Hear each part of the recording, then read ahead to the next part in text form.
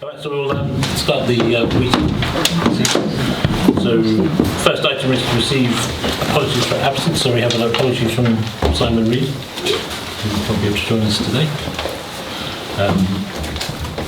We have had a note from K Parkinson to say that he is coming, but he will be late. Yeah, John Millman, the police constable, is not on shift, but he sent a report, so I'll summarise that. Morning, Mr. Chairman. Afternoon. Chris will be late as well. Approve the minutes. Yeah.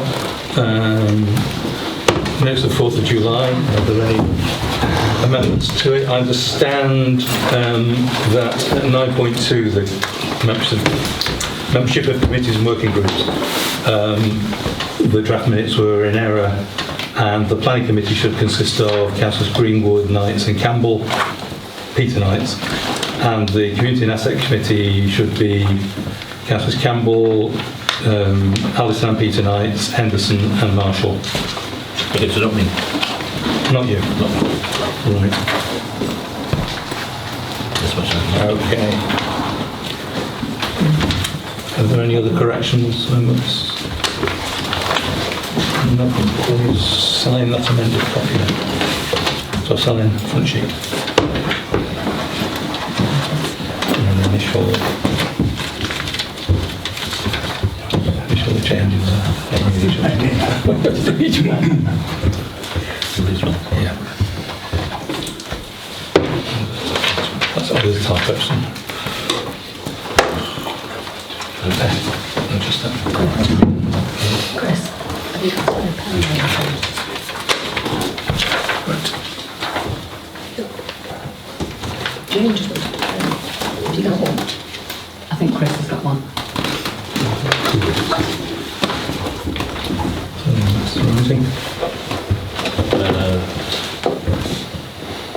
So in terms of we're doing this bit on the next bit, but that's right. So we have contacted Crown Estates about purchasing the land around the village hall. Their response was they won't sell us the land, but they will rent it to us. So that's something we need to discuss. They did ask us what we plan to do with the land if we got it.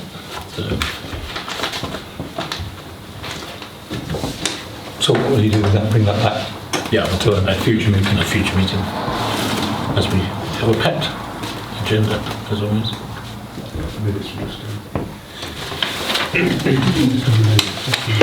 A lot of the other things are already on the agenda, I think. That might have been mentioned. Is that 2.2, is that? Yeah, Finished? Yeah. Is there anything else? So 2.3, Chair's update on council actions.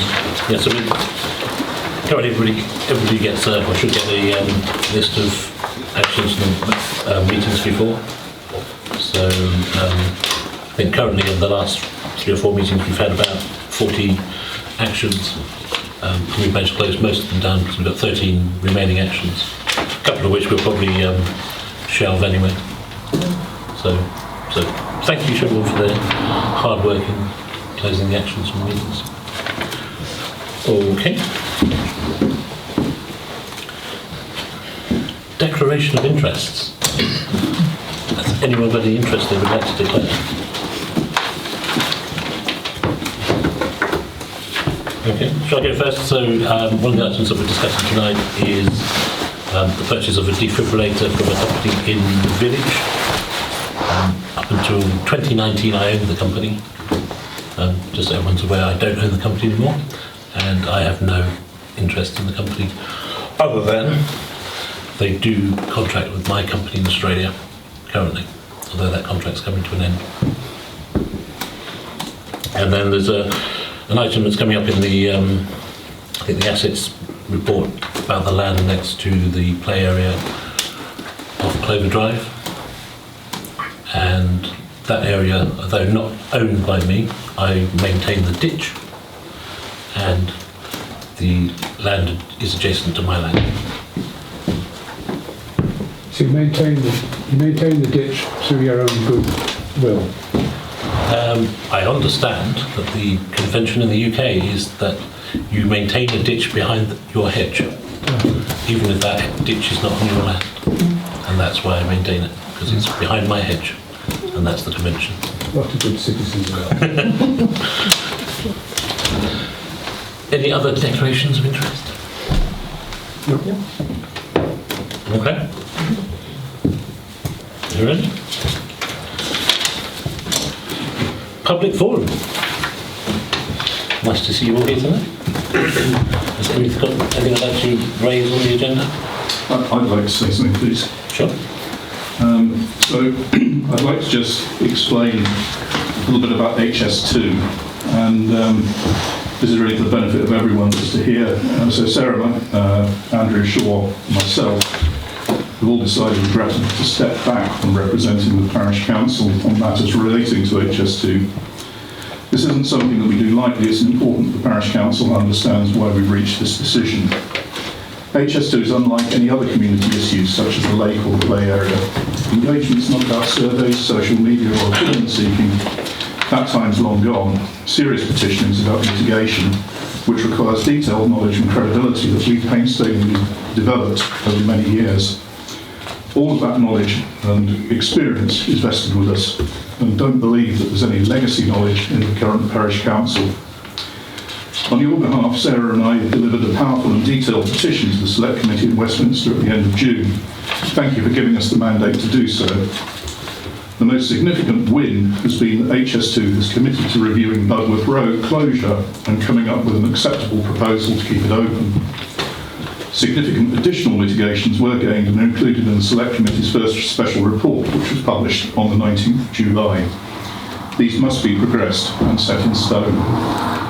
No sooner had we delivered our petition than along came AP2. The deadline for AP2 is the 15th of August. It's our opinion that the Council must respond strongly. We need AP3. That's the Budworth Road solution, but unless there's a strong response to AP2, which allows the closure of Budworth Road, we might not get AP3. HS2 may conclude that the Council's non-response could be regarded as tacit approval of keeping Budworth Road closed. So the stakes are high, but with no mandate from this Council to continue our work post-Select Committee on its behalf, we contacted the Chair. Rather than make me relive the minutiae of the tortuous emails that ensued, the outcome has been that the Chair informed us that he and Councillor Greenwood would be joining the working group and he would allow us to select an additional councillor. The problem is that nobody's actually asked us if we'd be prepared to carry on, and with a wider group. New arrangements need a new agreement. We were not expecting gratitude or appreciation, just a simple courtesy in our opinion. The ideal agreement would have been for the Council to allow us to continue as we were. There are a handful of other residents who have engaged with HS2 but on far narrower grounds. No one else came close with our experience. And in our opinion, there is a real danger that HS2 could exploit this opportunity not to follow through with AP3 because it sees weakness with any change in personnel within the Parish Council team. No doubt recollections may vary. We've all withdrawn because, one, your fundamental assumption is that the old HS2 working group would automatically continue under the new Parish Council. Secondly, a failure on your part to communicate your new expectations. And thirdly, our concerns about trying to work with councillors who know nothing about HS2's impacts on Pickmere and the challenges this poses. Running the Parish Council is not like a business. Good governance and collaboration with residents is essential on vital issues when the stakes are so high. Sarah was accused of having an agenda to show up the new council compared to the old one, and that was just a step too far. Our agenda is, and always has been, to protect the community against HS2. So the responsibility for the loss of our HS2 legacy knowledge, experience and relationship must rest with you. Your next challenge must be writing a robust response to AP2 in the next 2 weeks. Thank you. Thank you. Any other comments? Can I respond to that? No. No. There's an agenda item if you wish to discuss. Oh, right, yeah. Anyway. So So, report for the police. Please. First of all, comments slightly to John Millman, the police constable, who I think we all know these days. He updates us on the staffing situation in Knutsford. He's still without a PCSO on this ward, and the sergeant post for the area is also still empty. Apparently a new sergeant has been identified and is due to start in September, but there's no update yet on when we'll be getting a PCSO. He says that July's been a quiet month in Pickmere on the local system. He mentions one or two things which are really of no particular general knowledge. He said, look, one thing he mentions is the local officers have been preparing a file for court due to a ticket issued in relation to late parking being contested. So that would be interesting. And he also reports that the neighbourhood team, the police neighbourhood team, has been conducting plainclothes patrols of the lake in respect of drug issues. Officers have not noted anywhere near the amount of drug use from the prior month. The plainclothes patrols will continue throughout the summer. That's it. Okay.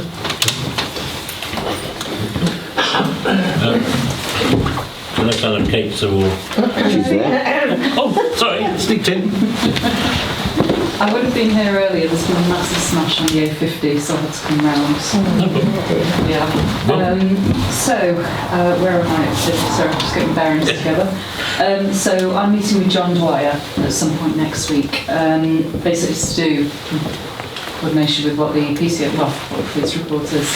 So it's basically about antisocial behaviour, trying to tackle putting public order, state orders in. So that's going to help Pickmere quite a lot, actually. I did actually have dinner with John Dwyer not long ago, so we mentioned quite a lot of things that have been happening in Pickmere. And he's very keen to try and help and get the situation under control. Luckily, because of the rainy weather at the moment, it hasn't been how it was in the previous years, which is a blessing. But it's just, we want to ensure and mitigate possible issues again. We've also had been contacted by a resident as well about speeding. Seems to be a speeding issue still with Pickmere on Pickmere Lane. So it was broached to me, could possibly the speed limits be reduced to 40, from 50. Problem is, when you come off the A556, it goes into a 60. But you do have the Council Estate Park in Tabley, so it could possibly be looked at being reduced there. One thing I did actually say to people was how many accidents have been reported. So when you do have accidents, when there's anything that happens like that, it's so important to get the police data, because they do go off the quantitative data and the qualitative data that they pick up from reports. So if people bang, like the Waterless Bridge doesn't get reported, it's not going to go down in data. So it is so important to have those reports so we can try and lower the speed limit fee as much as possible. Well, with help of the police, of course. So that's something else that we're going to look into. So if you have any areas, hotspots that you think need reporting on, send them forward as much as possible. Any photo evidence of car crashes, so important to get those. There was a bus incident, I think, a couple of years ago as well on the Waterless Bridge where that went through. That's something that I'm tackling at the moment, because your gritting has been taken off, your winter gritting has been taken off the Cheshire East winter gritting maps, which is disgraceful, to be honest. A lot's been cut back, so we're trying to get that back put in as well. There is a grant at the moment coming forward for gritting bins. If there's anywhere else that you think possibly could benefit from an area, and it would mean people going out gritting it, we may have a chance of getting a bin put in and might be able to get a couple actually. We probably need one. Well, do you want me to message you? Yeah, if you send me an email or get Jack to send me an email, put it through and we'll see if we can apply for that. That'd be great. Might be a couple of areas, so you never know. Have a chat between you. Good if we can try and get some in. Frog Lane, that seems to be being completed, the pothole on there, but we're still looking at the gutters. Nothing has been done there. Basically, there is a big hole in the pavement by Rose Cottage still, I'm sure you've all noticed. It's had a temporary level 1 patch just filled in, but it's United Utilities who are ultimately in charge of that. And I was very surprised actually, because you usually do really good patching. so they're supposed to be coming back and patching that again. So it is a case of watch this space, but I have sent a chaser email this afternoon asking when this will be, because it's a safety hazard. So, and also, I can't read my writing, an application, I don't really want to mention what it is right now, but I have had to have a lot of residents write in about an application actually within Pickmere area that has been a little bit contentious, so I have asked for it to be called in. Just due to the nature of this, when the calling does happen, I will make you aware, because you may want to give representation as a parish council towards that. It can be done in written representation. I will also, depending on what you want to happen with the application, but it's just something that is slightly contentious. I am very wary of mentioning applications, especially in a public forum, because you never know who's there and you don't want to upset anyone. But it's something I think that we will look into, and if you have any thoughts about that, do let me know, because I can send in, I might be able to attend that meeting actually, but I can send representation for you as well. So if you have any thoughts, please do get back to me, see what we can do from there. And I think that's all I've got for you today. Actually, I think you did mention it either by email last time or last time you were here about the yellow lines being repainted. Have you made any progress on that? I've had nothing back. It's been completely ignored. So I'm just having a look into this at the moment. I was at a meeting today at Cheshire East discussing highways budgets. It's to do with the corporate plan for the new one for 20. We're in 21 to 25 at the moment. What came back from all councillors was that the highways budget is swallowed in things such as Crewe Town Council, where they're giving all the investment there, and rural areas are once again swept to the side. But when we've got things like yellow lines that need repainting, what's happening with that? The money just isn't there because it's been swallowed up into other developments. So it's something that we've asked. We need ring fencing and actually allocating to the north and the south of the borough for schemes like this, really. But I'm still on for that one. It might take a year, it might take a month, we never know. It could take 4 years. I know one that has taken 5 years actually to get repainting, but it's badgering them and going on and on about I think we're already on 6. Yeah, I know, it's ridiculous, isn't it? But we will persevere. Can I mention something on that same topic, which is not repainting the existing ones, but the possibility of consideration being given to additional yellow lining, where some former councillors and myself met an officer It was last year who said, from the yellow lining section of highways, and he said he would try to put something in the budget for this summer to carry out some parking surveys, hopefully when we have parking issues at the weekends. I'm not aware anything's happened. I emailed him, I sent an email to him a few weeks ago, and again I've heard nothing. So could you send me all the emails? Who it is, I wasn't privy to that meeting, I'm afraid.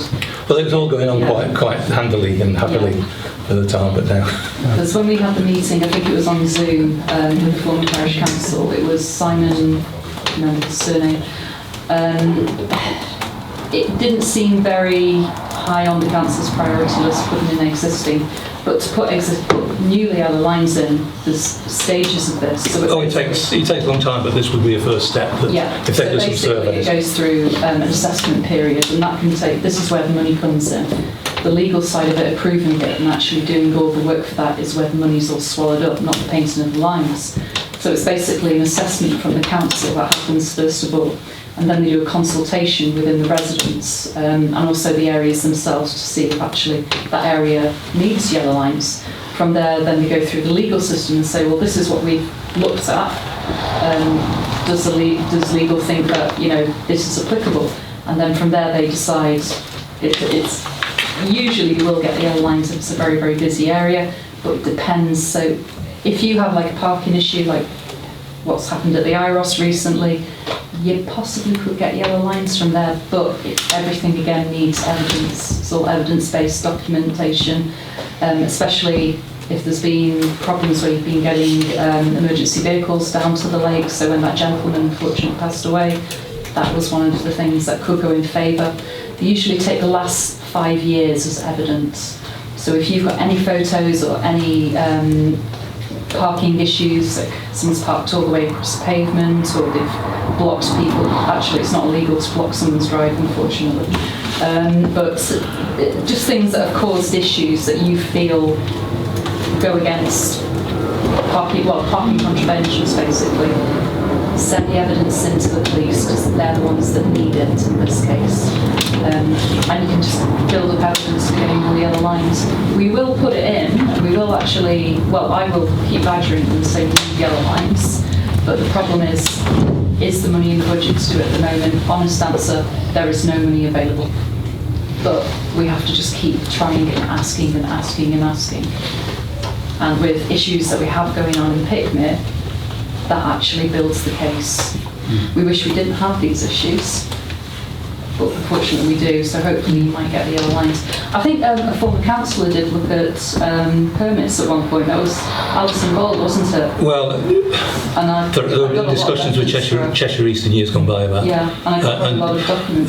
There's a policy on the website, and the circumstances here don't fit the policy and how the systems work. It's unfortunate. But something has come in recently. I was talking to a highways officer about this, and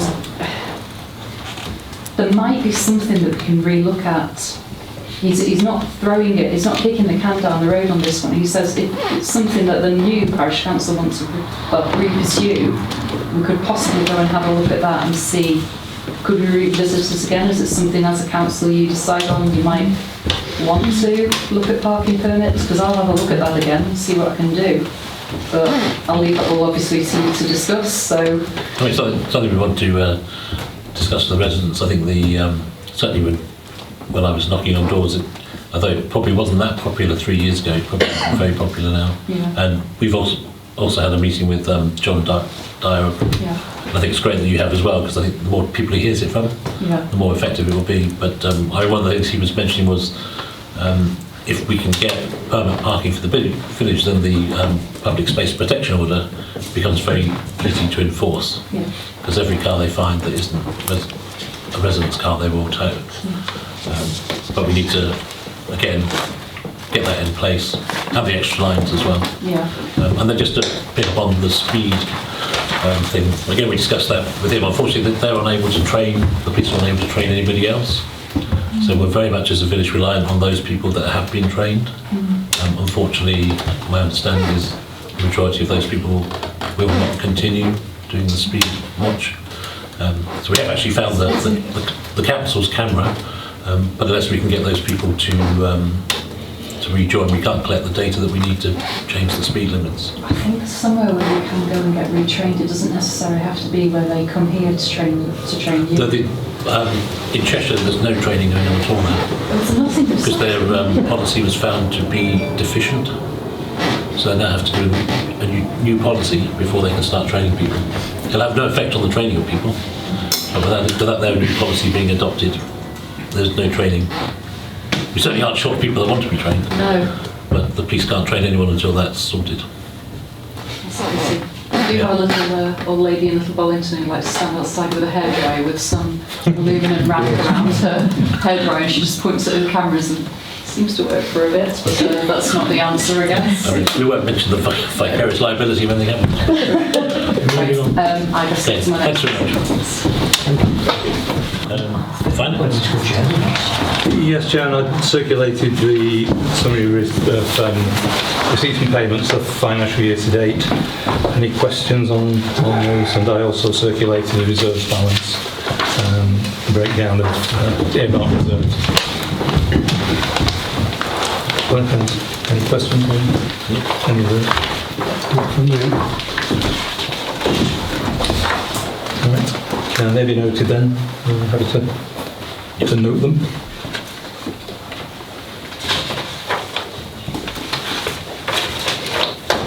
I changed my mind. Sorry. Hey. Is that okay, Chair? Please. In the authorising payments, You've not got to that yet. I'm just about to go on to it. So you don't have to change your mind. okay. You can just hold that. Change my mind again then. Hold that thought. Right. Yeah. So we're done with the accounts. We are. Now for the contentious. Now, yeah, contentious one for the question. Yeah, okay. Again, circulated schedule of payments, proposed payments. Sorry, what was your question? I've forgotten. That's good. Keep talking. We have a payment to Netwise, Yeah, which I should have checked back to see what competitive quotes were, but my understanding is that we don't have, as a council, access to the website at the moment, and we're about to pay £500 for what I assume is another fee. right. Sorry. Plus VAT, of course, £500 plus VAT. It seems excessive to me. First of all, the council's website was completely renewed about 3 years ago now. There was a competitive process. We talked to a number of suppliers and they sent us prices. Netwise, I think all three of them, there were at least three. There was a long list, then we got to the short list. They were all kind of specialists who did a lot of parish council work, so they weren't just kind of bog standard website providers. Netwise, very experienced with parish councils, do a lot. They were chosen on the basis of competitive tender. In terms of access to the website, access at the moment is through the clerk, if you want stuff going on there. Right. So it's a website that's there available for the parish council. If people want things on there, then tell me or the new clerk, and the new clerk is appointed. Okay. Excuse me if I'm not up to speed with the protocol in these situations, but I would have thought the chair should have access as a matter of course, or is that not what happens? Well, it's historic, that can change. It's up to the council to decide that. But I suggest that if that's the thought, then the chair council can discuss it with the new clerk. Okay. I mean, historically, because it's actually quite complex. There's a WordPress system behind the website, and it is quite technical. And although I can go in and make amendments to the website and put things on and take things off, it's something you do with some trepidation. Okay. It's not just a simple thing. You can go and sling things on and take things off, and simply for control purposes, that's always just been done through the clerk. Right. Okay. I'm not saying we shouldn't continue like that, but it just seemed that just being in the hands of the clerk, who obviously is terribly important, that the chair ought to have some sort of override. But I think the major discussion on this would be whether we continue with that system. I don't think I would recommend we change the system. I did have a look at. You should have told me. I could help you with the program. We're going to have snowflakes on our website at Christmas, but it's not as bad. All these systems have different positives and negatives, and I think unless someone knows a really good system that we're not using, I would say let's not change it now. I wanted to flag it, and all I could think of was that if Dear Jack happens to croak one day, or a speeding bus gets him out, where do we go from there? Well, I suppose the first thing would be a call to Netwise and say we've got a bit of a problem, and I'm sure they'd sort it out for you. That's a good point. We'll need to make sure there's backup for anything we do. Thank you. So can I have council approval to those payments, please? And confirmation of the two to Nina, who cleans the virtual.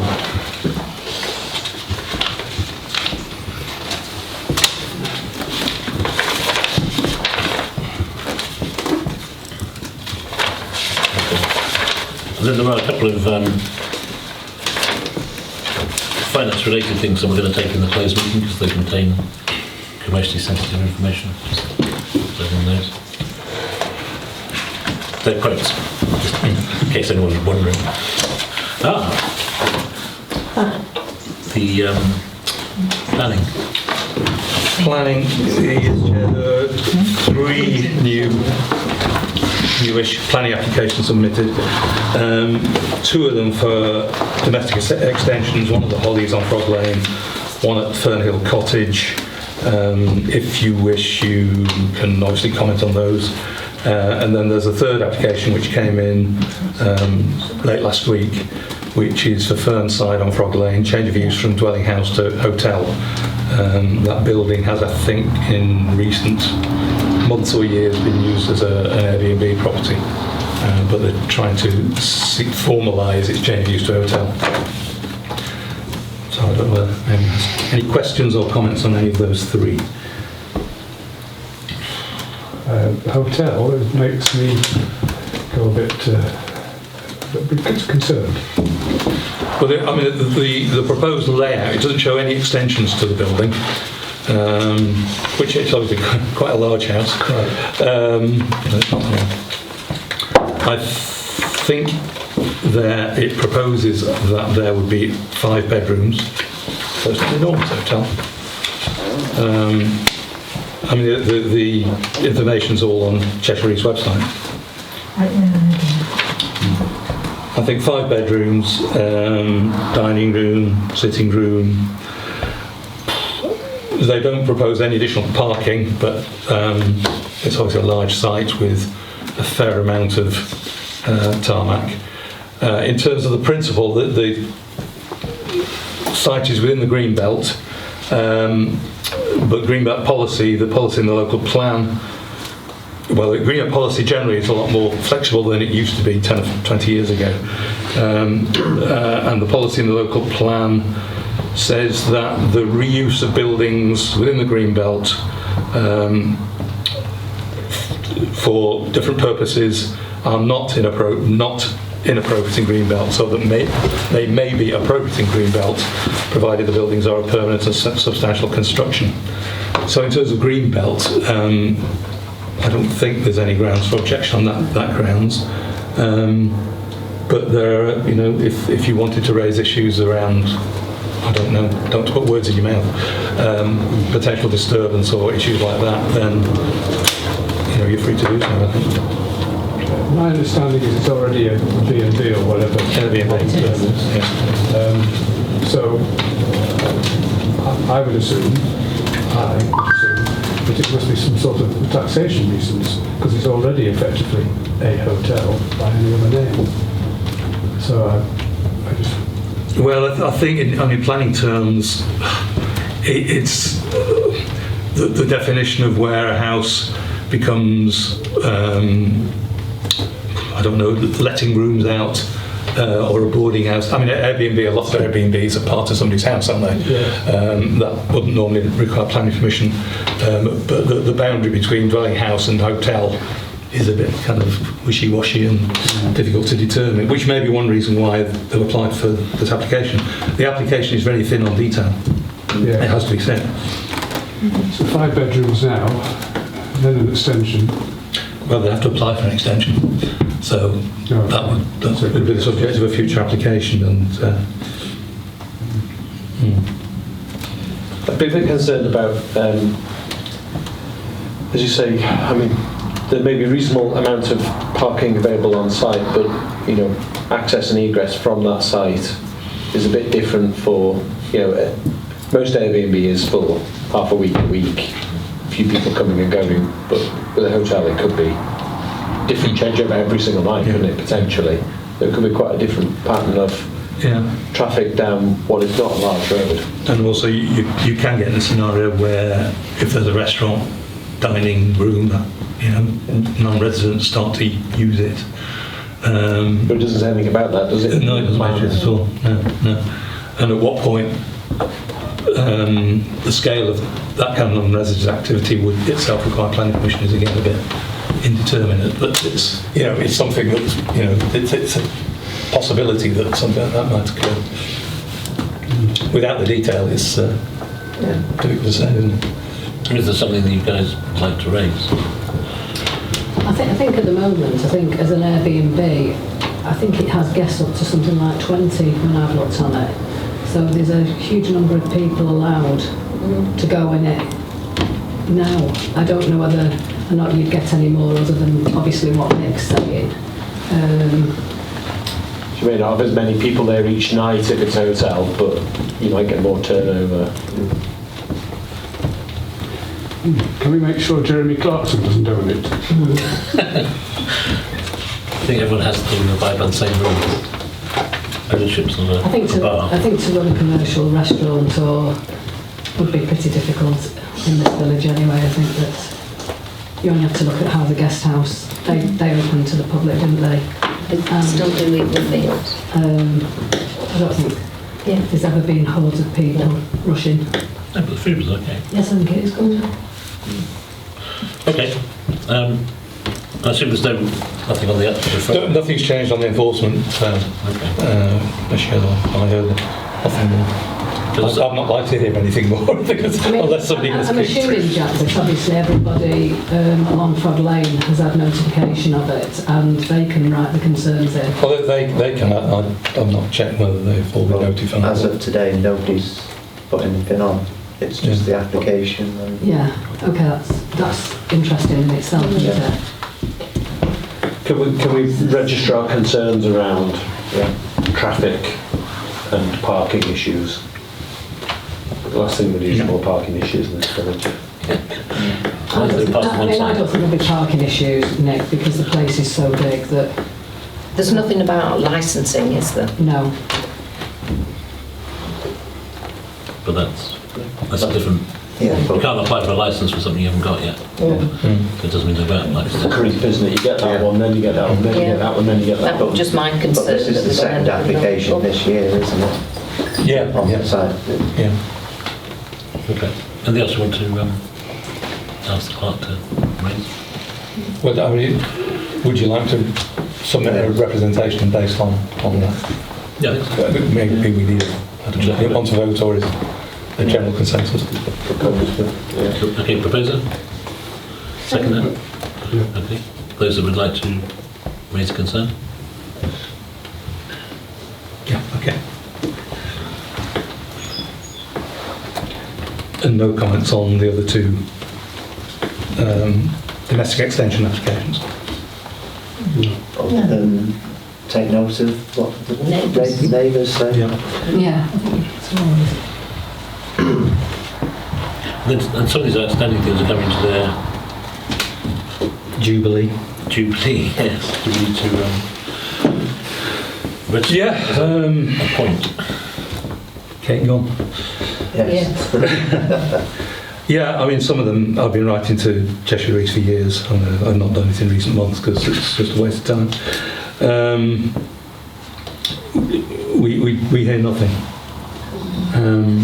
We try to organise meetings with the enforcement team leader and her boss, but again, no reaction. I don't suggest, I mean, we could write to the chairman of effectively the planning committee, I don't know what they call it these days, expressing concern at the lack of response, lack of action. Yeah. But I think there's a time is approaching.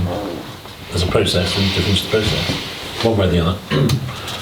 So, you'd like me to do that? So I'll put it on the action list. Please. Okay. I presume this is a budgetary issue for Cheshire East. Oh, yeah. Cost of the enforcement is more than They have very few staff, I think, in general. And yeah, replacement staff's always a problem, so there are fewer officers around now. So it's, they will say it's a question of priorities.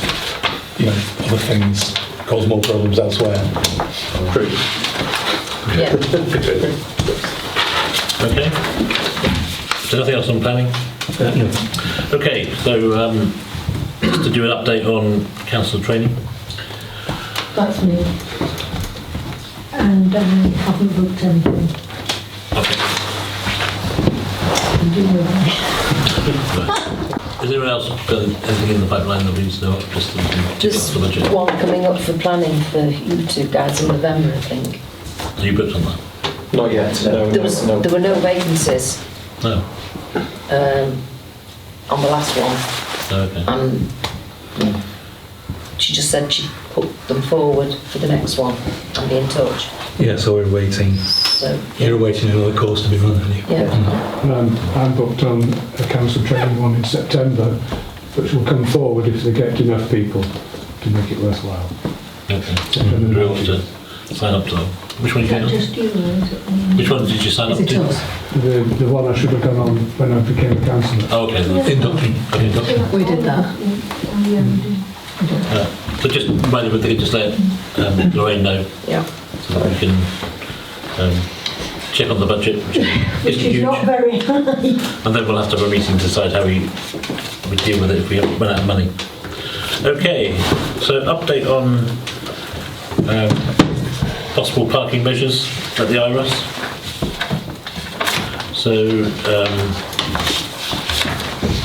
not too much to report on that. So the last meeting we said that we wanted to discuss with residents. Give that letter to you.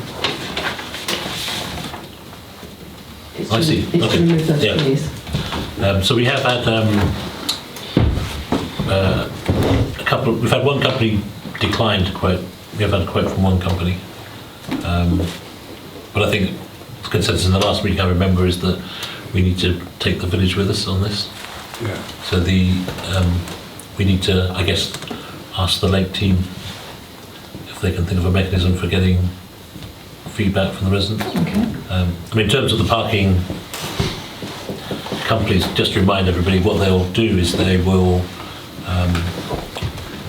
put up signage, they'll put up a pay as you go machine.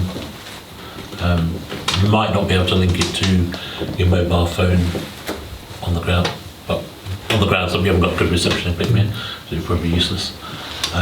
They will send wardens down twice a day. We can issue our own tickets.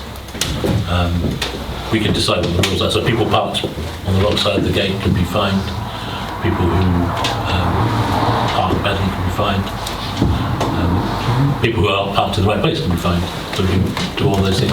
And the other interesting service is, which Kate mentioned, is if someone parks on your drive, you can't actually do anything about it. But this company actually have a tort system. So the tort system is straightforward. If someone leaves property on your property, you can contact the police, and they have 14 days to remove if you put a sign on it. It's actually for landlords to take tenant stuff off their premises, and they'll do all that for us, for our residents, if we go with them, which I thought was an interesting thing. I mean, chances someone will leave it for 14 days, I think everyone has ever had, but it's just the inconvenience of the whole process. Depends how many times you let the tyres down, I suppose. But that wouldn't be legal, would it? So we wouldn't be doing that. Okay, so I think, yeah, that's the report. We have companies that are able to do it, we just need to ask the residents if they want to do. But I think it's, you know, part of a stepwise process. It's one step at a time, and it may have consequences, and then we'll have to deal with those consequences.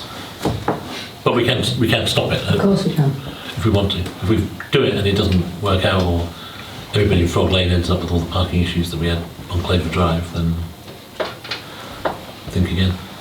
And what's the sort of contract length? If you know, this company, is there a minimum term? You think if they're putting all this stuff in, they're going to want a minimum?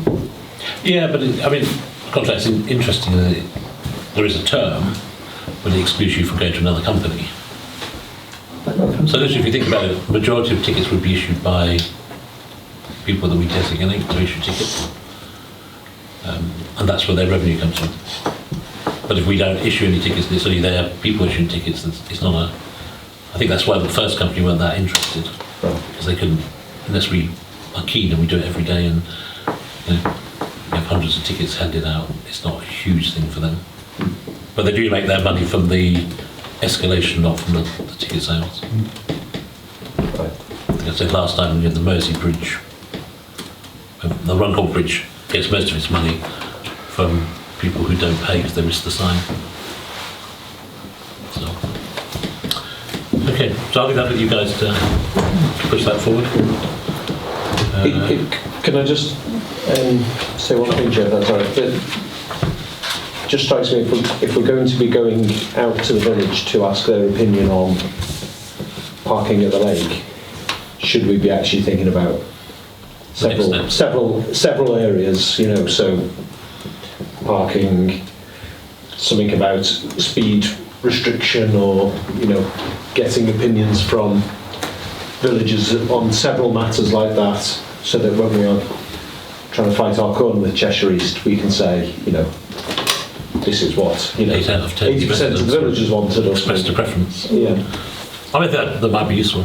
Rather than if you're going to go and, whatever you decide to do, go around and knock on every door, put something through the door, why do that multiple times? Why not?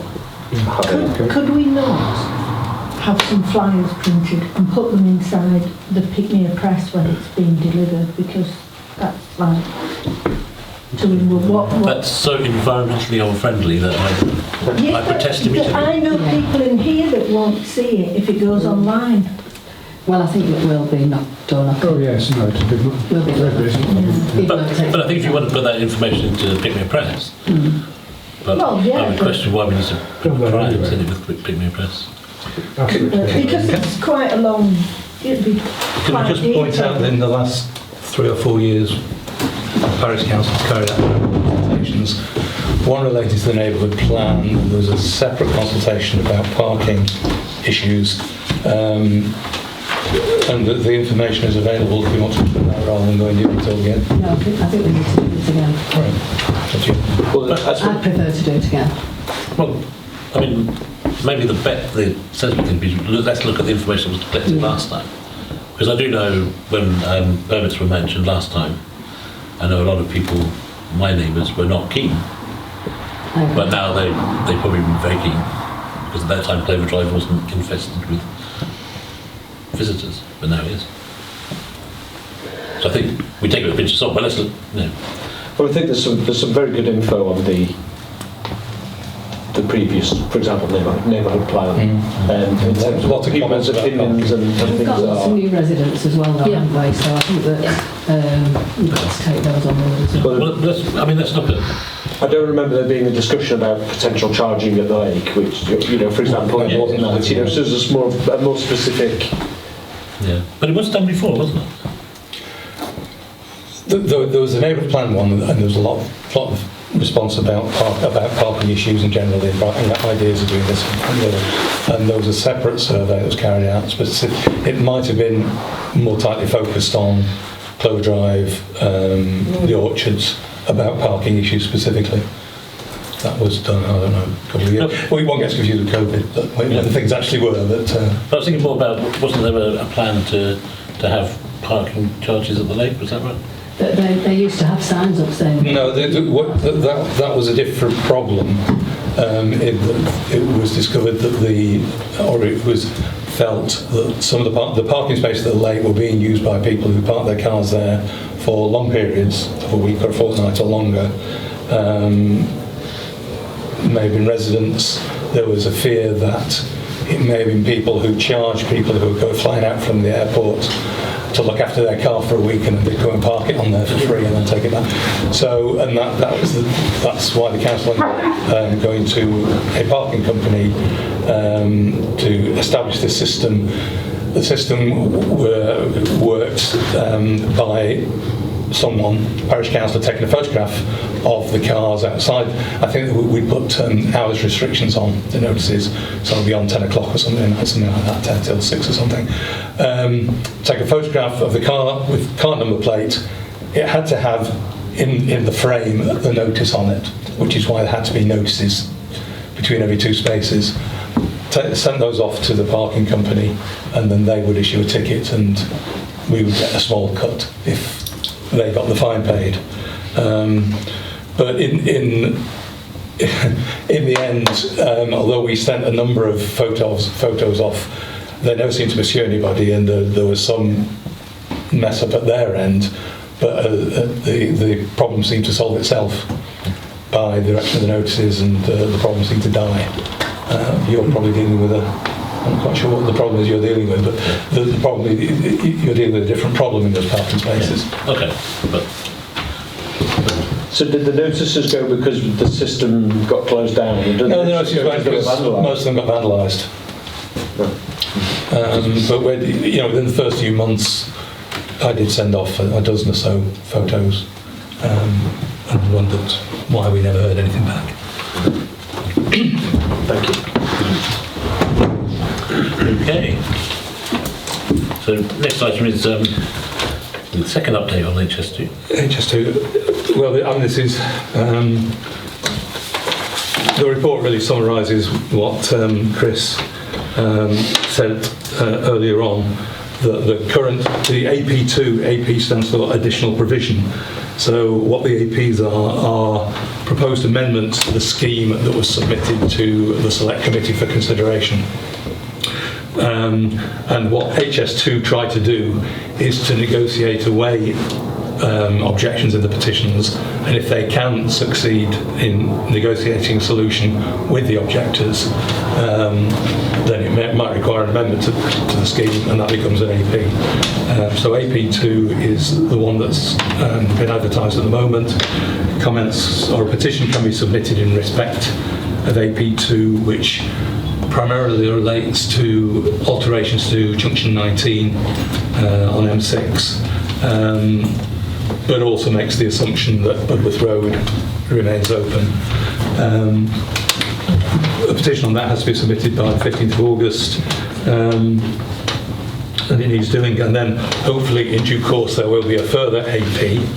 I mean, we refer to it as AP3, but it's we don't decide what the numbering is. A further AP which will show that Budworth Road is being retained and not closed, and that there won't be consequential widening of Frog Lane and School Lane. But that's awaited, but a petition needs to come in relation to AP2. Okay, so I did go to HS2's meeting recently, which was on the AP2 for our area. So actually on that reason, my thoughts would be there isn't actually that much on AP2 that affects Pickmere. The one thing I think that does concern me is that the widening at junction 19 is to allow access of traffic. So we all, well, I say we all, but a lot of people will use that as their route to work and their route home. So I think that is probably something I think we probably do need to talk about. I think, or write to them about. In the meeting they said I could ask questions. It was an electronic meeting. So I submitted my questions. My questions actually were, surprisingly, about Budworth Road, because there was no... So we have a commitment, I suppose. An assurance. Assurance. But when I did... But not an undertaking. Yes. So when I did a Google search about what they meant in legal terms, that's the exact problem. So there were plenty of people in HS1 who got assurances that never became real. And I think the other problem with Budworth Road is it needs Cheshire East to agree. The story was that HS2, if they were to amend the Budworth Road proposals, would need the agreement of Cheshire East, who are the highway authority, and it's Cheshire East roads effectively. There doesn't seem any particular reason why Cheshire East might not agree to them, but at that stage that hadn't been secured, so nothing could be, an undertaking couldn't be given because they were not in a position to give an undertaking. So you're stuck with an assurance which, might not come through. And then the other thing I couldn't quite understand, so if Budworth Road stays open, I'm pretty sure there was an amendment to Pickmere Lane. And why is that still there? Well, I don't know what consequential effects there will be in relation to. But as I read it, it was a provision that change to Pickmere Lane was based on the fact that Budworth Road wasn't staying open. So, but in all the stuff I've seen, it mentions Frog Lane, it mentions School Lane, but no one mentioned the change to Pickmere Lane not being. Well, I suppose it depends how they propose to keep Budworth Road open.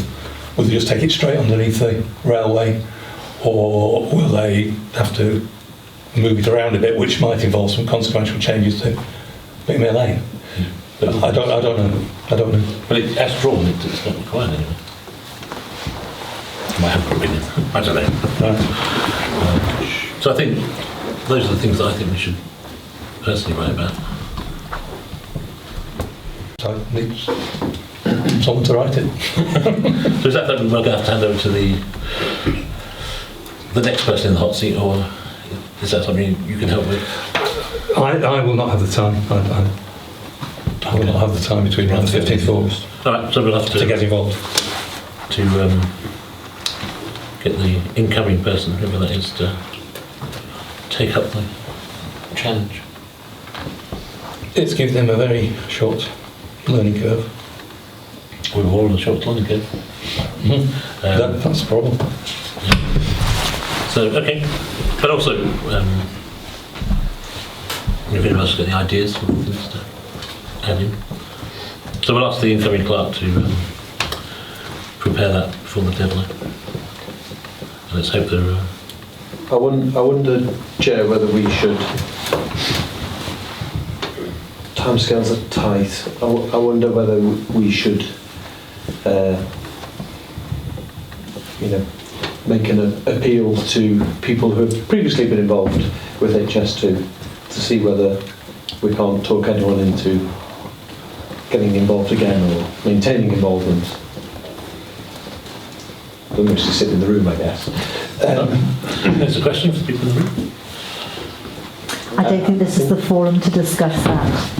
No. But there's a great deal more in AP2 that needs to be raised. One is their assumption that Pickmere contains 1,000 residential properties. So there are some facts that really need to be looked at. Yeah. I can't imagine a clerk is going to get up. It seems a shame to miss an opportunity to put in Pickmere's opinions about something that might have a big effect on Pickmere going forward. And I'm not sure how well we're going to manage that in the next 2 weeks. Yeah, I mean, if we take in my opinion, if we take a risk-based approach, the risk of AP2 to Pickmere is minimal, but the risk of not responding is probably slightly bigger. I do buy that argument, but I think a response along the lines that I've outlined probably would be sufficient. Well, can I make a suggestion, Chair, that perhaps the previous people that helped us so much might talk to us still about what the possibilities may be. With due respect, we've been trying to talk for the last month and we've had zero response. Not one phone call, no contact Chris, at all. please, that is not factually correct. So All I had is an email where you asked me to put a complaint in writing to you. There's no complaint. We were trying to speak to you about how we dealt with this. Chris, that's not factually correct. Well, So please, can we just stop this discussion? I don't think this is, I agree, this is not the isn't the appropriate forum. time. And you're just putting one side of the argument, which is the advantage of the way this council meeting is set up, but it's unfair. And I'm quite happy to share with everybody the email exchange. Okay, so shall we go forward? I think that would be the place that I would start. Share the email exchange. I think I'd find it very illuminating. Okay, I'm sure they will.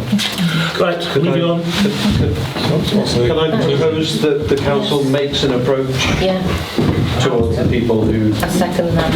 in a different forum, perhaps, makes an approach? Yeah, Okay, second that. as I We said. can make an approach. Yep. Is that agreed? I mean, yeah. Yes. Yeah. Yeah. And to be fair, the council did tell everybody involved that the door was always open. Absolutely, and I have seen the email exchange, and yes. I think we all have. No, we haven't. No. I mean, well, I can share with you, but but for the record, I drove from Scotland to be in Pickmere for a requested meeting that never happened. And I don't see how I can show, as chairman, I'm more committed to the people that were doing the job on our behalf. You can't than that. Absolutely. So, and as I say, if any resident wants to read the email exchange, I'm quite happy to share. Okay, moving on. To consider the process for an energy provider. Yes, Chair.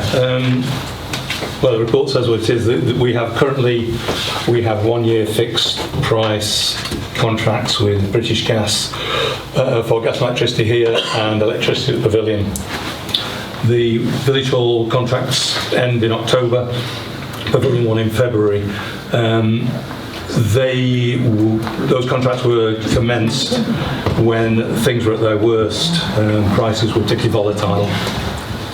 But we now need to seek new contracts, hopefully at lower prices. But the problem is, perhaps not quite as bad as it was then, but the problem is that when you receive quotes for energy provision, you have to make a decision quite quickly because the market is volatile. And it's not the kind of situation where you can say, hang on, I'll have to put the Parish Council, can you wait 3 weeks? So what I'm recommending is that the clerk, together with, well, I'll suggest Councillor Knight, because I understand he's lead councillor in relation to property assets, just seek quotes and delegated powers to actually enter into contracts for supplies. I've got a friend who's in energy, and he says not to fix anything at the moment. He thinks the market's so volatile that prices are going to be coming down, and you shouldn't actually fix something. So I would be interested in that. I mean, I have to say, if I could work out which way the energy market's going to go, I'd be a very rich man for a very short time. I think from a council point of view, stability and security is what we're about. I think fixing the number is probably the best thing in my opinion. But I think if you can get information to share with Jack and Peter about how it's going to go. Well, the first one was October, isn't it? So Yeah, it's village hall, the first one. And we can't combine them. I mean, the more interesting news. Well, last year, they just did them separately, because one happened to be coming from September, October, and the other one was. Sometimes you can buy out of it, can't you? Yeah, but I think what we need is like someone like first mortgage. We want to know how much it is, and I think it's important for the Parish Council to have some idea for its budgeting as to what it's going to be paying, even if it might be paying slightly over the odds because prices dip down a bit. Yeah. As you say, it's completely unpredictable. I mean, personally, I can't see the price coming down, not unless Putin suddenly drops. There's a bit of talk, isn't there? Some Martin Lewis and people are saying it might come down a little bit in October, but then it'll probably go up again over the winter. So, well, then that's the reason for doing them separately. Is that it's like buying shares. If you buy them monthly intervals, you're hedging against what happens. But could I suggest one thing? I wonder whether we should be thinking about going with a renewable provider rather than British Gas, who are not. It used to be more expensive to go with renewables, it's not anymore because it's cheaper to generate electricity from renewables than it is from gas. So I certainly think we should be strongly considering that. Whether anyone wants to agree with me that I think we should only go with a renewable, that would be my proposal.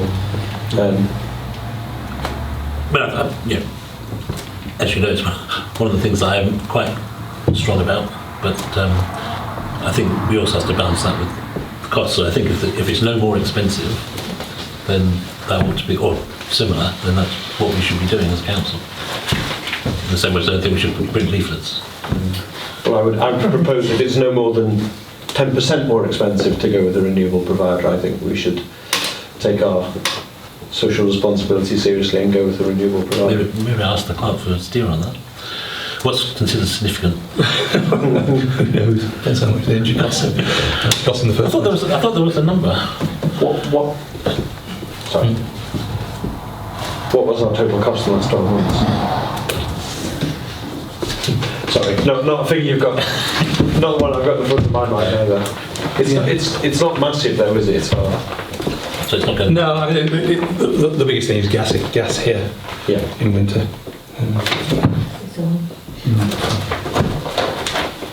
Yes. I don't think I've got last year's accounts with me. I've got the budget. I think you can say it won't be huge.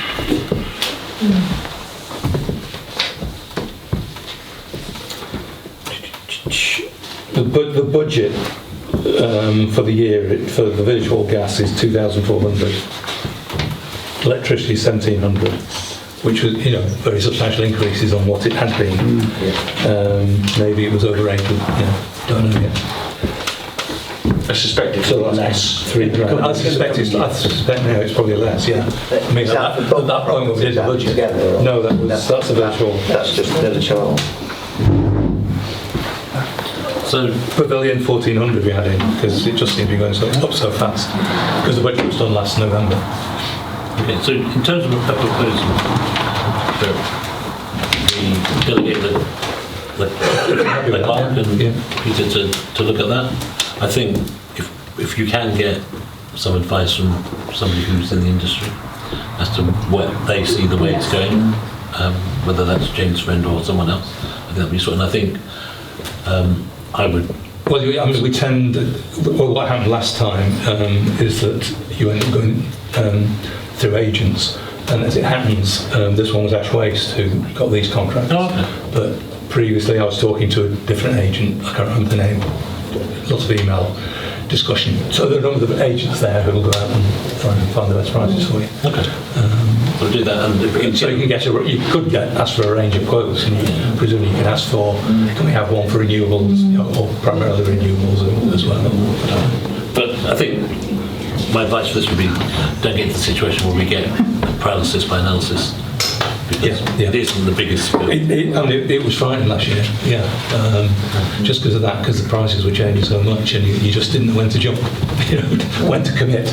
And in last year, you had to give a decision on a quote within 24 hours. It was really very difficult. Okay. All right. So, do we need a vote? Yes, please, unless everyone's agreed. Proposer? If you all agree, that's fine. No. Okay, those that agree with the proposal? You don't have to vote. Okay. That is I'm good. sorry, on the renewable thing, we're not putting that in a. Well, I suggest we ask, when we talk to people, we ask for quotes for renewable as well, and so we can make some kind of comparison. I mean, I don't think 10% is unreasonable, but I think it's the case for these guys to make that call at the time. Because if it's like 10.1, Yeah, okay. I don't like them. I propose we ask them to be mindful of the renewable. Excellent. Okay. Item 9.5, report from the Community and Assets Committee. This is the asset maintenance bit of the community. So, Peter, I think I'm going to have that over to you. Well, we sent out the maintenance schedule or the asset register that we've put together, so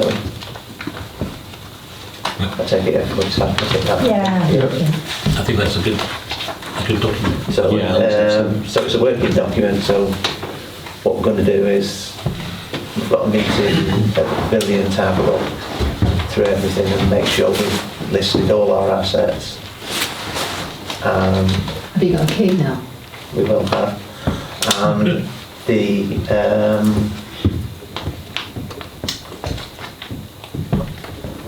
asset register. And the asset register, the old asset register. Can I actually, to make a distinction, can you call yours something like an asset schedule? Yeah, an asset schedule rather than the asset To avoid confusion with the asset register, which is a formal thing. I'm trying to think the way round. The one that the parish council has As part of its account, essentially. the asset register. So we'll be looking, that's where we firstly pulled all our information from and added to it. So the other things we need to find out now is when maintenance was last done, or scheduled maintenance was done, so we can actually add that to the schedule. And then we can inform the clerk about anything that's disappeared, so it can be removed from the asset register. So we can have a more up-to-date asset register, and that the asset I schedule. found it very interesting. Yeah. How sad is that? No, but it's It'll something. change, won't it? Because another thing's come forward that's got to be added to it. Okay. Yeah. So it's something that is a tool for the clerk to use as well. Yeah. That it's just us helping the clerk. And we know where everything is. And bear in mind, obviously, Jack's been restricted on his time Yes. and resigned some time ago. So hopefully the next we'll have more time to do these. But I think it's a good document. So that's where we're up to with that.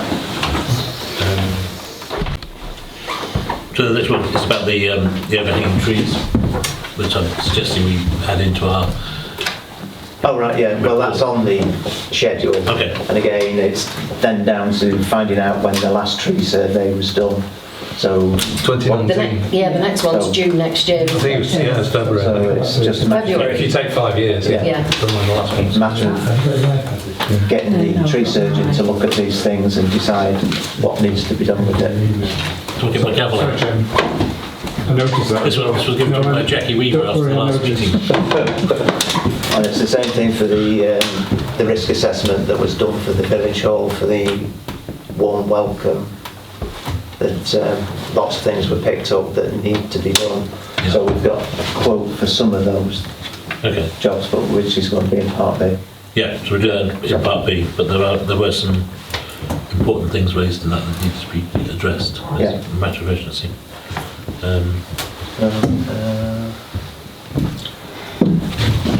And again, the weekly inspections of the children's play area, again, we need to devise a form for that so we can actually, Yeah, and so Simon Keep Reeves records. has historically done that Yeah, on a weekly okay. basis.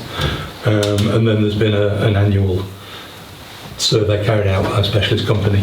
Yeah. So they submit a report with photographs and Yeah. analysis and kind of a traffic light system.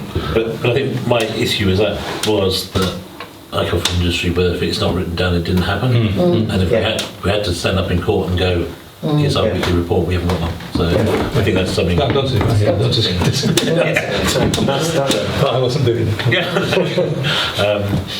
And then, I think the bit about the IROS, yeah, James got some, Uh-huh. well, yeah, I've got some quotes, Yeah. yeah. and we'll do that in the Yeah. commercially sensitive part of the meeting. right. Well, I circulated the other day the maintenance regime that the council approved 18 months ago for that land.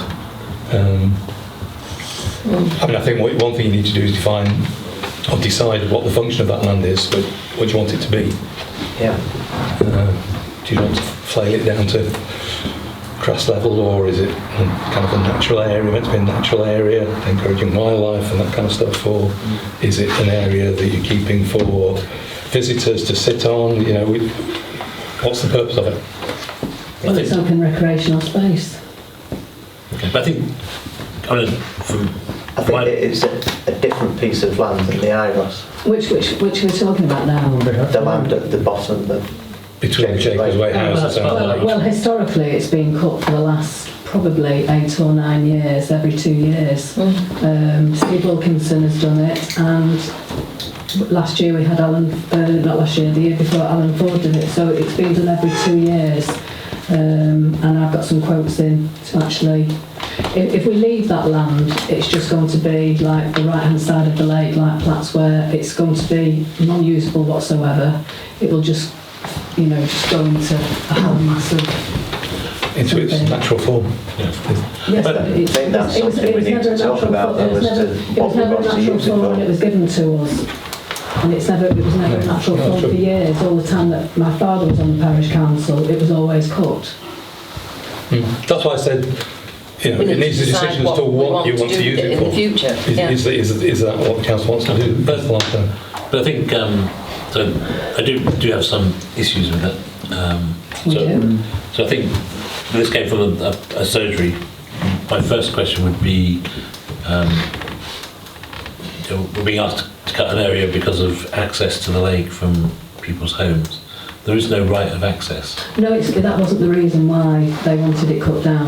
It's just being used for various things, isn't it? Well, I mean, that is it, but that's a different thing. I think if we do cut it down, then that encourages people to come and sit on it. You can't sit on it, and it's actually like a... Well, it's cut down, you can. No, you can't. I did last year. you can't sit on it because it's like scotch. It's like this thick sort of like stubble. If it was actually rotivated and grassed and looked after properly, yes, you could sit on it. But it's in the state when it's cut down, because it's all left there to just forage back it straight into the ground, and then it grows up again. So. Okay. I think the other thing for me is I don't know if that contributes to the erosion, because plants stop water moving. And if we're cutting it down, are we just making it worse or not? And whether whether it's a habitat that we should be preserving. Would you say we're about wildlife?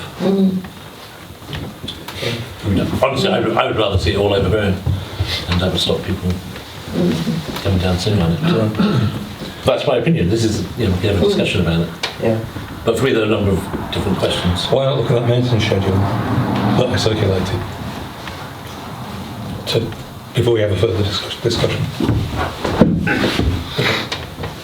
Just a suggestion. But somebody's thought about it and gone through it rather than just chopping this down, chopping that down.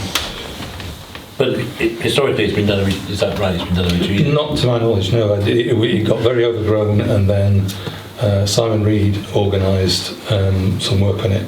I've actually got a letter here from one of the last parish councillors to me, telling me that it's been cut down, and I know it's been cut down. Okay.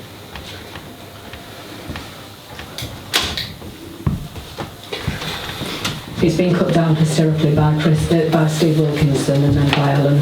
Well, I think he did. I think it came to a point where Steve couldn't get his plans on there to do it. It got so overgrown.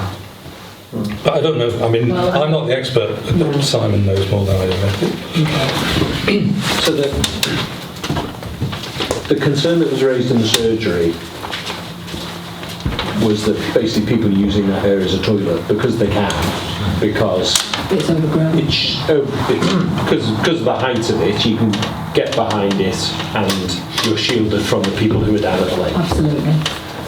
So there's a potential issue around public health of people continuing to do that. The question is how are they able to get behind it if it's overgrown? Is there access at the top behind the houses? No, they're just going into they're just walking through long grass and then just pooing. It's as simple as that. And you can't. I mean, I did do the litter pick up there. And you can't walk through it for sure. There's paper everywhere. Right. It's not easy. Yeah. They go prepared. So if we, so if we cut it down, people won't be able to use that area as a toilet. That's correct. My suspicion is they'll just use another part of the Aros as a toilet, so they'll basically go into the bushes on the other side. But it's a dumping ground as well that he they complained about, wasn't it? So I guess the question is it less of a problem if people use the other side of the Aros as a toilet because it's further away from the lake? It's not as close to people's residences. And what's our responsibility as the landowner to... That's where a lot of people let the dogs go off the lead, isn't it? Where? On the other side of the island. Into the bushes there? Yeah. So there's a potential issue on that side.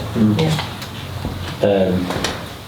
The other problem is if we don't make a decision now, the earliest we can make a decision is the September meeting, unless we have an extraordinary meeting, by which point we're past the summer, aren't we? So the peak period where we may, well, depends what the weather does, but the peak period where we have a problem is the next month, potentially. So if we don't make a decision now, and it stays long, then the problem persists. Ideally, I would rather we had, input from Cheshire Wildlife Trust or someone who we rely on for other things around the lake to say, what birds are living in here, what's the effect if we cut it down? But the problem in doing that is nothing happens for a month, and then we've got that area continuing to be used as a toilet, I suppose. Yeah, well, it hasn't been because of the weather. Yeah. Can I make a point, John? Something that some of you perhaps don't see. I tend to litter pick, not every day, but most days. When I'm walking the dog, I might as well.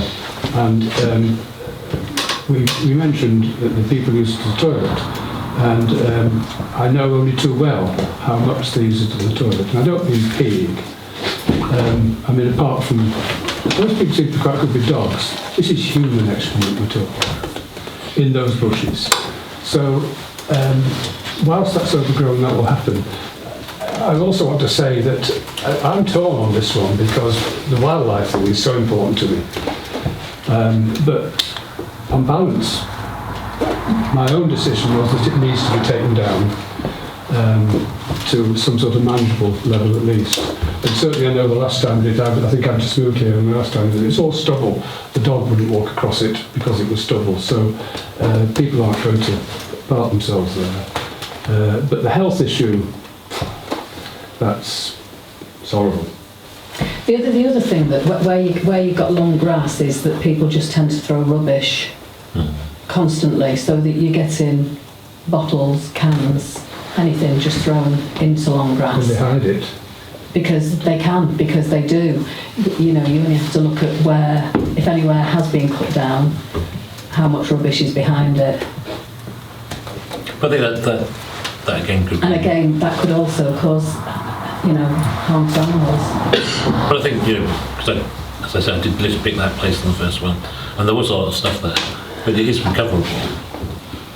But also, we're not. What we're saying is, we're not. By managing it, you're still allowing it to grow over a 2-year period again back, and then just managing it down again. We're not just saying like leave it or cut it down every 6 months or anything like that. We're saying it can be left to get back and then just keep it, manage it. I mean, I think my issue again is I don't know enough about it to know whether I'm doing harm or good. And then I think I'd like to have some information. We do make a decision today. I mean, it's not going to happen. I assume it's not going to happen. I don't think it normally happens anyway till sort of September anyway. I think that's generally when it's done. It's been generally done at the back end of the season. Because I'm sort of, when it was discussed in the open or the surgery, I mean, I was sympathetic to the story though.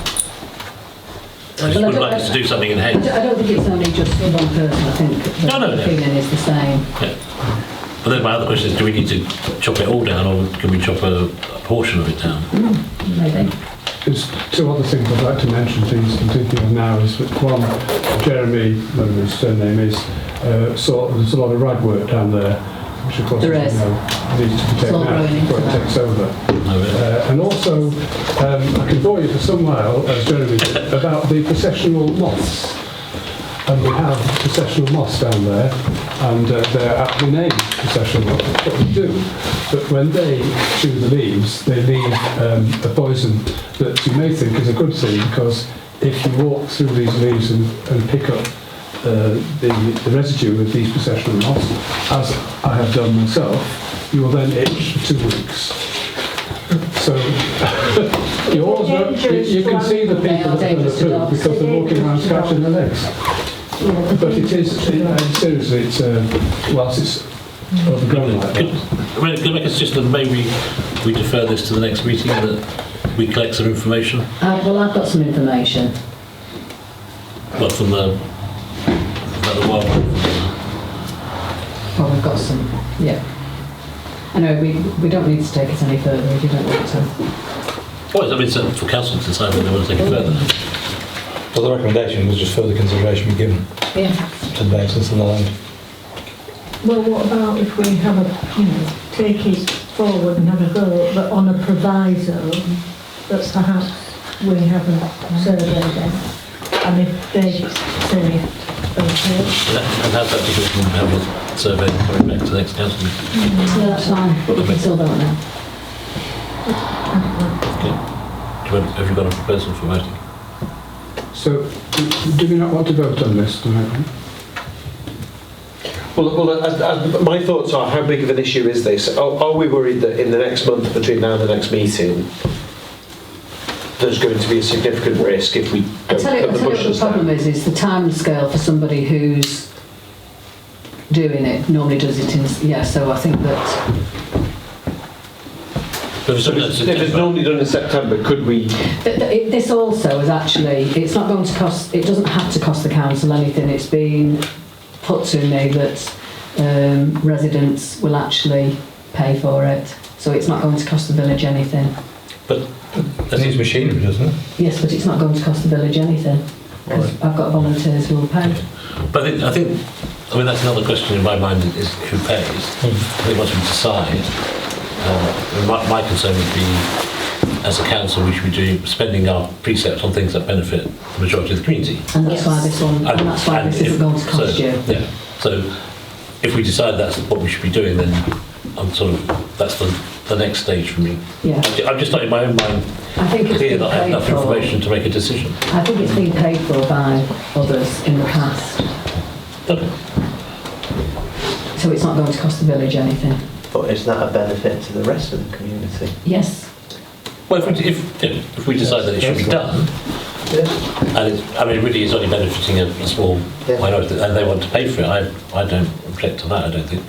But in my mind, what I haven't got to yet is I haven't been convinced that we need to do it. Yeah. And we understand No, I haven't. the thing. I think there's definite potential benefits to doing it, but I don't think we know what the potential harms are. To be able to balance what is the best way forward. And I think getting some input from someone like Cheshire Wildlife as to what the potential harms are to the wildlife if we do it, and getting some input from We need more environmental health or someone as to what the... Yeah. Well, we've got input for environmental health and... That's true, yes, Yeah, I mean... They basically just said it's our problem. Yeah. It's the landowner's responsibility. I mean, my concern about that area being used as a toilet over other areas, I'd rather none of it used as a toilet, but is its proximity both to the water, but also that any rain running down from that area runs across the area where lots of people sit and picnic and have small children running around. So it is a concern to me. No, I agree. Yeah. I suppose in some ways it's unfortunate if Simon did it last time, he might have some insights that would be useful, so maybe we can ask Simon as well. Okay. Simon Reed? Yeah, right. He last time. He did, no, because I understand in his former life he did have some experience in nature conservation work. Okay. That's my understanding. 3 of the parish councillors were involved in it last time. Jack, sorry, you mentioned something you'd circulated, which I'm not sure I've seen. I'm not sure, I just sent it to you or you and Pete. Okay. I can circulate the whole thing. But I think it's actually helpful, even if you disagree with it, it's helpful to read through it. Yes. Okay. I've also... It just seems like a bit that, sorry to interrupt. No, we're good. You're not on the link. No, sorry. It just seems that to reinvent the wheel if someone's Okay. It may be changed, it may be new opinions. Yeah, we all need to see it and study it. Are we voting on that then? More information. I think the current proposal is that we defer to the next meeting and gather extra information. Or we vote on it and then just wait for the information. Sorry? No, we prefer to wait to have the information. Well, we can put that forward as a proposal. So, if you want to do it formally, you need a proposal. If you want to amend the proposal, you can propose an amendment. If you want to do it in a very local government parish council kind of way. Well, I guess so. But it can be the clearest way to get through rather than... I think we can... Well, so the initial proposal, tell me what the initial proposal is. So the initial proposal is that we defer decision to the next meeting pending To manage the land.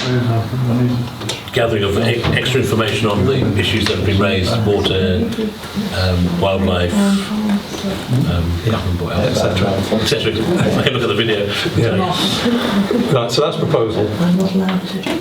Does anyone want to amend the proposal? No, that sounds a So I don't think it's going to make a difference in time, really. Sorry. Just moves it forward. So. Yeah. But I think, in the meantime, there's no reason why we can't talk to potential people who would do it. Well, I've got quotes in. Yeah. But I don't think that's if we decide it's not the council paying for it, that's not council. That makes sense. Okay, that's agreed. There are a number of other recommendations on that report. Yeah. So 2.1's superseded because there's an item on Part B. yeah. So the trees, there are a number of issues with trees. There's one on the IROS that I think is going to be the next thing. Again, my proposal would be that we wait for the next tree survey. But if we think there's a safety issue, then we should move the tree survey forward. The tree survey, the tree surgeon who looked at those trees twice is of the view that there's no. You can never guarantee anything with trees, with any tree, but he doesn't think there is a specific danger issue with the trees at the bottom behind the Jacobs Way and house. Which tree surgeon did you use? David Lloyd-Jones. Right, okay, well, because we've had 2 reports on trees, and there's one of them that's definitely a problem, so I don't know. There's obviously things... Well, I think what you have to decide is if you're going to have another tree survey, who are you going to ask to do it? Are we still on assets? That's a separate decision. Yeah. It's a separate decision. Well, we sort of mixed the IROS with this as well. I know, I'm easily confused. Oh, it's an asset, isn't it? So, A tree? The IROS. The tree, yeah. But again, I mean, just because we have a lot of trees, trees are difficult. We've got a fern tree in our garden that 20 years ago, one tree surgeon told us that it was going to come down within the year, and 2 others said that's going to be there in 20 years. So I think we need to get different opinions. If the council have historically used someone, and they oppose, because otherwise you get people going, oh, because she's not that tree there, because they want it to improve their view, or... It doesnning affect the... Oh no, I'm not saying it is in this case, I'm saying... affect anybody's but we views. need to make sure that we're acting on facts. So we were saying we're due the next survey in February. Yeah. If we think there's a reason to bring it forward for safety, then we should bring it forward. Can I, Subra, so we're not talking about Jane and ours, because we've done quite a lot of work on trees next to the farm club land. Are you talking about a different tree now? No, we're talking about trees generally. Generally, right, okay. We need to do a tree survey. Well, with respect, Chair, I think we should talk about this in our session, because we have some information to impart to everybody about surveys. We'll defer the decision on the tree survey until the next section. Right. Just to clarify on the nature of the survey that's carried out, some tree surveys, if you pay enough money, will involve a detailed inspection of each tree. That's not what was done last time, because there are far too many trees in the council's portfolio to be able to do that. So it was it was a more general thing where he obviously walked the whole estate, looked at the trees in general, and made comments about particular ones if they were obvious ones. But it's much more at that end of the spectrum rather than a fully detailed. But I think in this case, there might be certain trees you want to look at in detail. So where did this tree surgeon go, or this tree inspector? You walked the whole village. The whole of the parish council's land in the village with me. Okay. So we've covered the regular checks. Is that something that you're going to take on, Peter? Regular checks on trees. Sorry, this is 2.4 now. The play area on Clover Drive. Documented regular check. Yes, we need to find the documents, don't we, that, or create a document for regular checking of it. Okay. If there is a document. I don't think, well, I've not seen a regular weekly document, no. But I can send you the annual one, which probably won't help because it's so detailed and voluminous. But we need, obviously, to keep a record of weekly checks, don't we? Good idea. Yeah, won't disagree. Okay. And then 2.3, which I missed by mistake. So whether we should look at engaging a company to carry out maintenance on behalf of the council, rather than asking residents and councillors to do it. My concern would be the liability. I did actually contact somebody in insurance today, and they've come back to me. I don't know whether this is an appropriate time to actually say it, but they're prepared to look at there's somebody, a resident in the village, and they're prepared to look at our insurance. Let me just tell you exactly what they said. I would expect most policies that cover organisations and similar would extend to cover volunteers who assist the entity with what would be regarded as normal activities. I would be more than happy to scrutinise the PC's current policy and the wording to see precisely what is covered and what is not. I think we should do that, and that would be something. The insurance policies that we have they tend to be provided again by specialist insurers. But yeah, I'll happily send a copy of the previous policy. I think we should take this person's offer up on that, don't you, so that you can change it. But I think, but the issue we're trying to discuss here is why? I don't understand. So parish council, we won't take some miscellaneous person that you know can come and have a look at your policy. Surely we should have discussions with our insurance company. Well, it's not a miscellaneous person. It's a person who lives in the village, who's been insurance all their life. But so it's not just the point I'm trying to make here is that me keep doing something to the roof here is not normal activity. No. I'm not a roofer. So the question here... But like putting a lock on the ladies' loo door. Yes, that's my point. You know, when we were discussing that the other day, it's just... But there is always going to be a spectrum of things. Yeah. So some things we should use people who are skilled in the art. I think you should look at it, don't you, Alison? Jane, we're not on that topic. Okay, sorry. We moved on from that. If there are people in the village who want to help us with things, then I'm for them helping us. But this is more about, should we be looking at a maintenance company?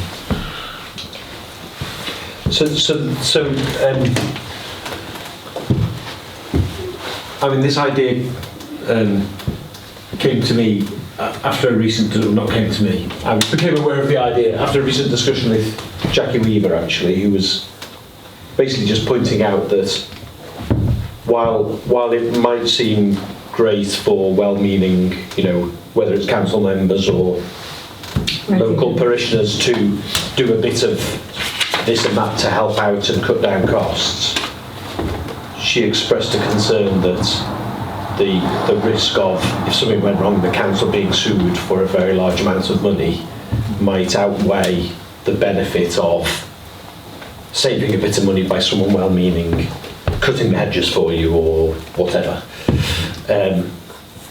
which wasn't something I'd particularly thought about before. So I think it goes on in every council, because you only have to look at Winsham. They've put a flagpole up this weekend, and they've put it up, the parish council, with one help of the resident. I don't think they're suddenly frightened that another council sued by somebody. What another council does is not for us to worry about. I think you've just got to be realistic in what your expectations are of people. That. So her point was that there have been situations where actually parish councillors who have been injured doing things for the council have then sued the council as a public entity, and because it's a public entity, although we haven't got massive money in the bank, we've got potentially very deep pockets to pay out a lot of money. Well, but also that, not necessarily. Yes, you did. We're long overdue having some sort of maintenance in the village, in my view. It's still over the place, isn't it? But I agree It's a good idea. if concerned residents do something, then and they do it off their own bat, Yes. there's not much we can do about it as council. But if we ask me to go up on the roof and I fall off and I don't know, maybe my children are pleased, I don't know.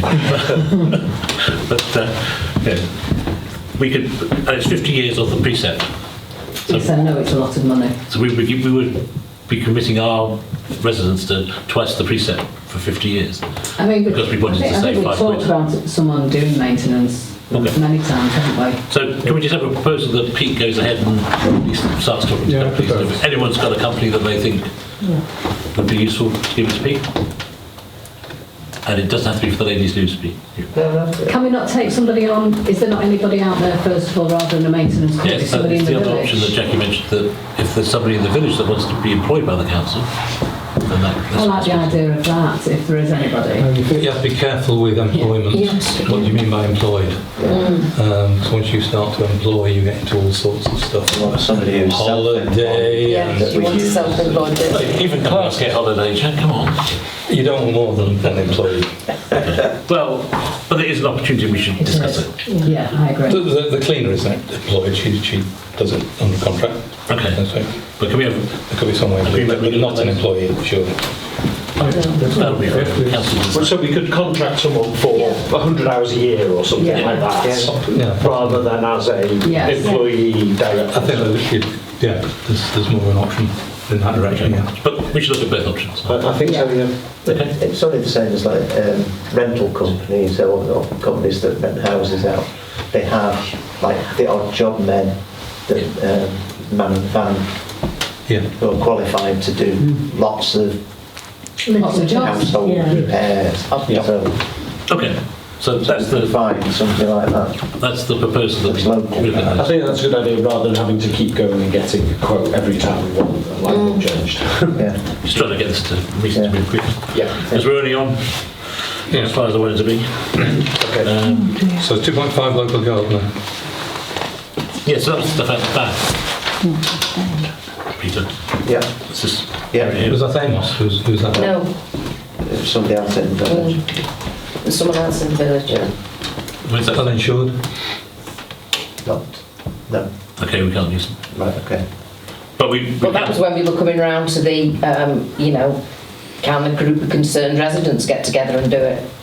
But again, it's the same thing, isn't it? You could ask Amos. But not if we Amos who cuts the hedges here and does stuff at the IROS. Yeah. It's rubbish. Okay, so Yeah, exactly. so the decision on that one is let's ask Amos for a quote. No. No? No? Yes, I agree. Oh, could we get a quote from more than one person? Yeah. I mean, it's probably going to be less than 500, so you'd have to get 3. But if you get 3, I'm sure the auditor will be even more excited than they were this year. Okay, and we've talked about the 2.6, which is we'll defer that to the next meeting.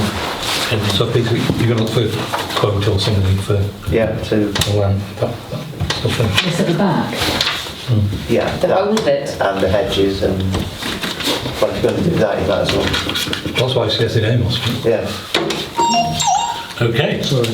All right, we'll move on to the next item, 9.6. So, programme of council meetings. So, we discussed this at the beginning, and the idea was to alternate the days to allow some people that can't come on a Tuesday to come as part of our let's get the community engaged.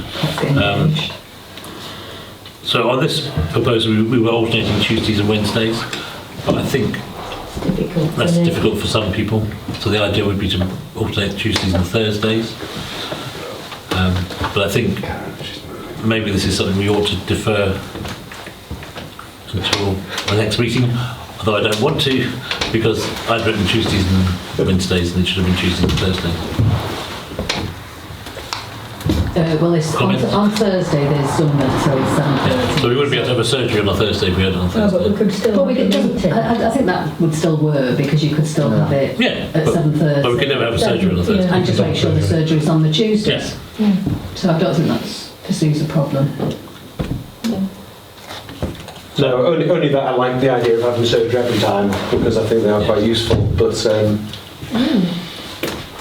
Well, we could always have an informal surgery in the We committee. could have a surgery without you, I suppose, if it was a Thursday. You'll have Wednesday, Thursday. Thursdays I can make, there's no problem with Thursdays, it's the Zumba. Okay. Yeah. We have surgeries during Zumba. Yeah, no. Or we could just stick to Tuesdays. I think that would be a little bit disruptive. But we need to rotate it, I think, to get the engagement. I mean, if we do it and we collect the data and nothing happens, then I'd say we'll just go back to doing Tuesdays. But, We could try, couldn't we, and have a couple. I okay. think it's worth a try. All right, so the proposal was alternate Tuesdays and Thursdays. Proposer, seconder? Yeah. All those 4? So which Thursday? The Thursdays, So the next one's a Thursdays Tuesday. that's not Wednesdays. Yeah, So it would be the 5th of October and the 30th of November. yeah. But the next one's Tuesday the 5th of September anyway. Yeah. Are you against or abstain? Yeah, fine. Abstain. Against. Abstaining against. Against. So votes for then? Is he? Votes for? Oh, That's fine. okay. Votes, So it's based back. It's votes against? Well, against. Yeah. Okay. And that includes that we'll look at the data at the end of the year, and if it's made no difference to the attendance, then... Yeah. I'm sorry, what about, well, surgery, she saw that the clerk, but surgery's every time. Surgery's on Tuesday only, because we can't do it on Thursday because of Zumba. Yeah. But that's, we're doing every other one anyway. So. Yeah. Okay. Okay, item 9.7, I think Kate stole my thunder a bit. So I did meet with the police commissioner and the police. We went through the issues arising in Pickmere, drugs of the lane, parking on double yellow line, speeding in the village, portable barbecues. We've had the launch of powerboats on Parish land, which is crazy. I asked him about the lack of residents wanting to carry out speed monitoring. That's why I found out that we can't train anyone at the moment. Complaints from residents that when the police do turn up and they're not from Knutsford, they say this is not our patch. But the commissioner was going to take that back and hand the back of the PTSO into Pickmere. Right, ladies. Right now.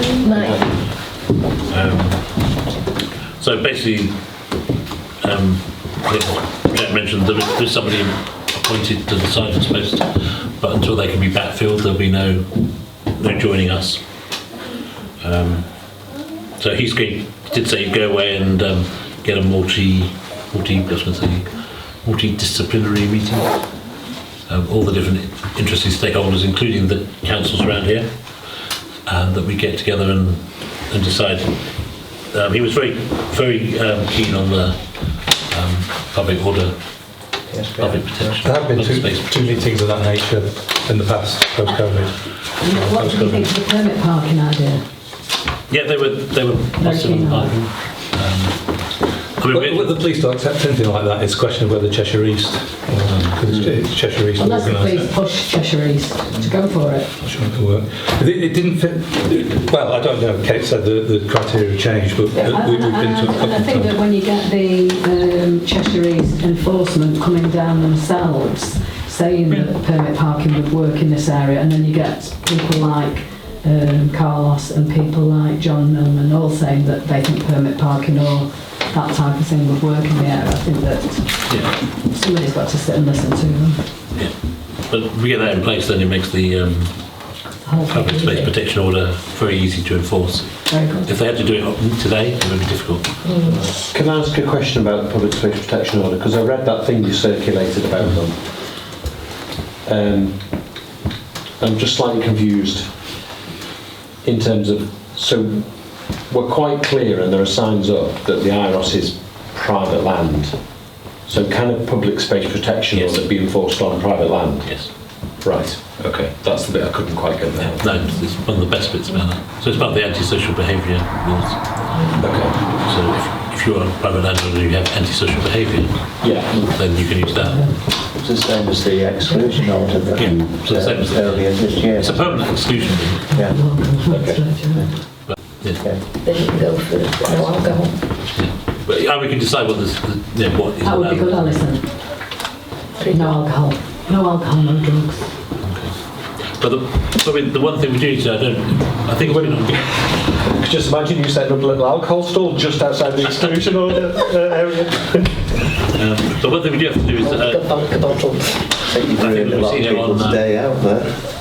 we've seen it on social media, but there is a thing going on at the moment about antisocial behaviour survey, and that will be linked to any action that is taken. So we make sure residents are filling that in and sorting that out.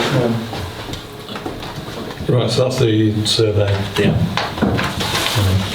So that's been agreed previously. Okay.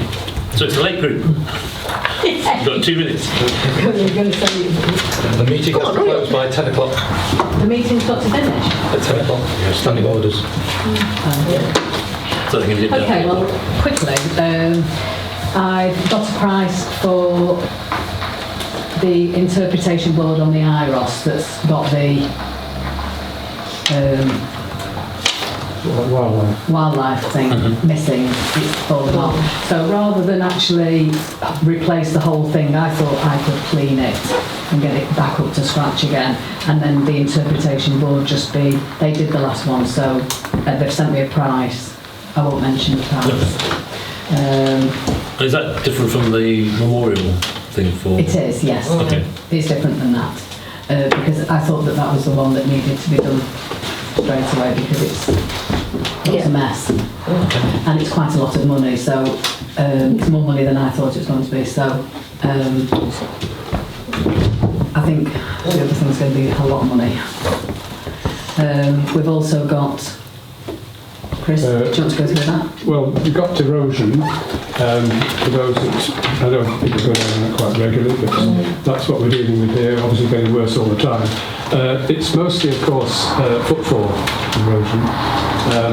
So there's two options. I don't have prices for them yet, but I just wanted to point it out at this point. The two options we see are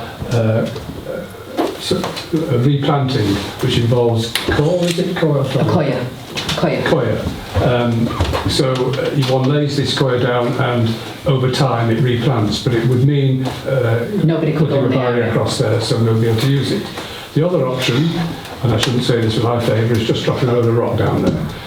And that's purchasable as well. Several companies. I think the problem is that with the erosion, it is footfall, but it is also the high-speed boats that are on there at the moment. The water level rising because the top brook isn't being cleaned out, so you're getting the water levels coming up, which is causing a massive foot on the bank. Having a monument. I have a report on how we would actually do this. It's falling away. It's been, I think. So that's one option. So Children are digging there as well. So I think that we've got a problem really. That the whole thing's going to collapse and go to the footpath if we're not careful really. Anyway, we can discuss that further if you want us to be very quick, really. But so we've got that. We also did. We've got a survey on the trees, and we've also got a price for putting down some vegetation at the IROS. And we've gone to Jacob. That's all. Is that all we've got for we now? have two separate arbor engineers, so I can't say in the middle of it. Who have reported that one of the trees adjacent to the farm fence that they have there at the moment must come down. He's suggesting it gets chopped halfway down because it is dead and it will fall. The other is the tree that we talked about informally behind the end house there, which is top heavy. It's got a lean on it, and which it looks worse than it actually is. However, the tree is healthy, but it's top heavy, so it's tending to push it over. It needs dealing with. He said it's growing in its natural format, but really, because when the wind whips up over that area, it's getting. He said if a huge branch fell off and somebody was underneath it. That's different to what the council's tree consultant said. It's just difference between three people. We have, sorry, I should have said, we've got three different people. We've seen two, including Jeremy, and also the guy at the end house who had his own done last year. And they're all in agreement. Yeah, the guy who also briefly lived at that house had the same thing, who said the same thing. That's previous. There's a big hole in one of the trees. And we've been quoted a lot of money to take it down. It would be £4 or £5 grand to take it down. But it's a tree that's dead, and it's a problem. It's a big problem. And not everybody can do it, not all the people can do it, because it's quite complicated. To find where in the budget it's coming from, all this money.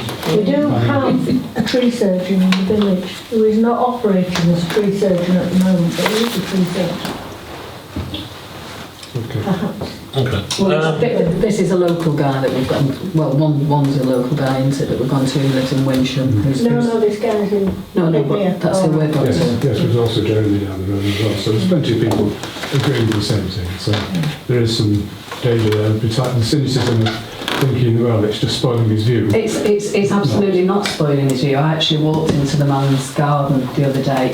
The tree will not make no difference whatsoever to his, not one single little bit. So I don't know where that's come from. And then the water right. What makes, But I don't think that was actually mentioned in the meeting. no, but It was given as an example. It does mention it. Wasn't yeah, but to do with this tree. it doesn't make the slightest bit of difference. Okay. So I don't think it's... We had at the last meeting, the recommendations, apart from the erosion, was the placing of trees and rocks around there, which we talked about, but also the United Utilities, which hasn't happened yet. I've contacted them yet, but that will happen. Yeah, they've been out to that now and again over the last 6 or 7 years, and they seem to clear it once and then it Yes. blocks up again. Which bit are we Well, I'm talking going to about? say... Is that the overflow that kind of flows Yes. near, Yeah. that flows under the path? Something like this. I actually met up with them about... Because we paid Lawton's, the Parish Council paid Lawton's, who put the drain or redid the drain under the footpath. Yeah. Because it's not meant to overflow there, it's meant to go direct into the lake and it never does. No. So there's kind of an overflow which Parish Council's Jeremy paid did for. a tour. Yeah. So this is down to the bottom, turn Yeah. left. Yeah. Yeah. That thing That on thing the there. bottom of the hill. Yeah. Right, okay. But when I actually got United Utilities to lift the manhole covers off one day, about a year ago, they said that nobody had ever been... He said that manhole covers never had it... It's never been lifted off in all the years. He said nobody's ever... Well, they had a machine down there when I've been doing the job. But So Chair will report back about the costs involved with the erosion, which I think is the top of our list. It is, yeah. Okay. So Looks good. it just in general, it just seemed to me that your budget considerations this autumn are going to be quite difficult because things keep getting added and added and added and added. Whereas the budget for the current year is in deficit, and there are those reserves which are earmarked for various topics. So any additional expenditure is just going to come out of one of those pots, and you'll have to decide which of the pots it's going to have to come out of. But it just concerns me that people are going to have to get the quotes for this, quote for that, and there's no question about no question is being asked. Where's the money coming from? well, I think if It's a question I've got to ask. If it's a safety issue, then we're going to have to find the money from somewhere. I think, well, I respect there are 3 tree surgeons already involved. I would recommend that the one the council use is asked to go and have a look. Yep. I mean, if it's a dead tree, that should be able to spot a dead tree. That's pretty easy. And then get his opinion on the other one. One of the surgeons who actually came out, who actually said the tree is dead, he doesn't want to do the job.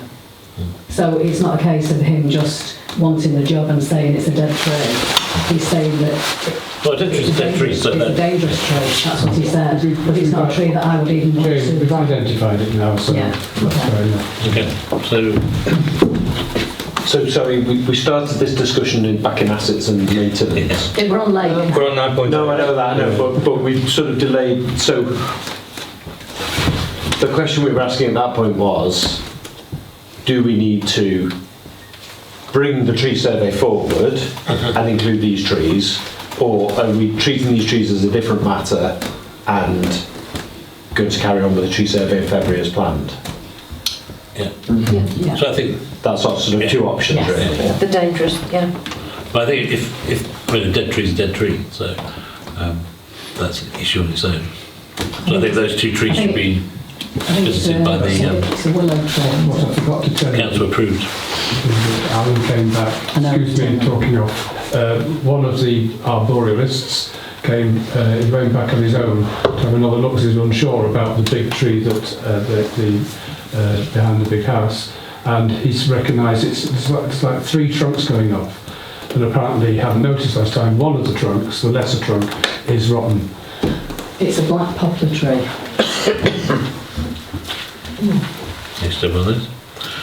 Okay, so as a decision, we'll get the council tree surgeon to look at those 2 trees. And currently we won't move the tree survey forward. No. Okay. Are we voting on that? Or Do we have a proposal from my proposal? I'll second. Okay, can we have a vote on that? We're voting to... Just do those trees and not the survey. And bring the survey forward. What we voted for is that the person that represents the council from the tree surgeon program will be contacted and they will go down and look at those 2 trees as a matter of urgency. And what about the general tree survey? To bring that forward? No, I'll leave it there where it is, unless there's no other safety. Unless we can spot any other trees that need coming down. Stop looking. The matter do. What about these other recommendations? Right, so so do we want to rope off the beach area? I'd say yes. Whether or not it'll work is a question, but I'd like to see it roped off. So I think that Wasting the time. that area is the main area that I think the swimmers go in and out, isn't it? Because It's only there's the one bench person. and then they go in and out through there. Wasn't the argument if we put up a fence that people just climb over it? Yeah, it's a, yeah.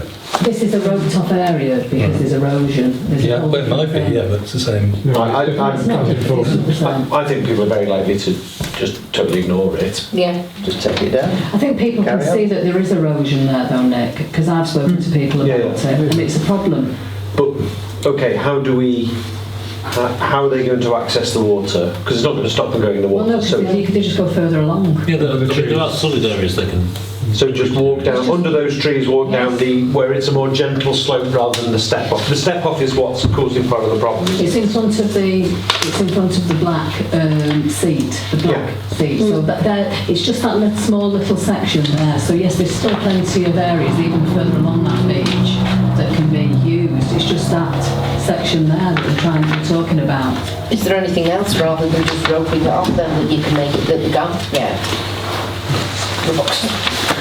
That'd be good. It's only that bad, Yes, yeah. yeah. The rest is fine. It slopes. Yeah. I just wonder if we're talking about spending money to rope something off. I don't think it would cost a lot of money to rope something off though, surely. No, we don't I'm know. not sure it's enforceable, Jane. No. You're just asking people not to use it, aren't you? That's the difference. Yes. You're asking people not to use You're it. asking people not to swim in the lake. No, They ignore it. No, you're not. You're asking people There's a not to use sign it up because that there's says erosion. we do not allow swimming. They ignore it. They ignore every one of those things. So you're saying they're likely to ignore an erosion sign? Yeah. Or if you put a rope there, somebody will take the rope, won't they? Oh, that's a great tow rope. I'm off with that. My concern is that we're going to spend, may not be a huge amount of money, but we're going to spend some money to rope it off as a temporary measure when we don't actually have a permanent measure planned.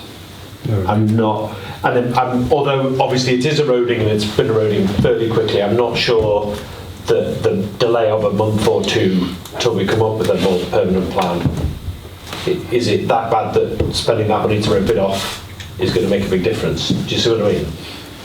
Because roping it off isn't a permanent measure, we're looking into a permanent measure.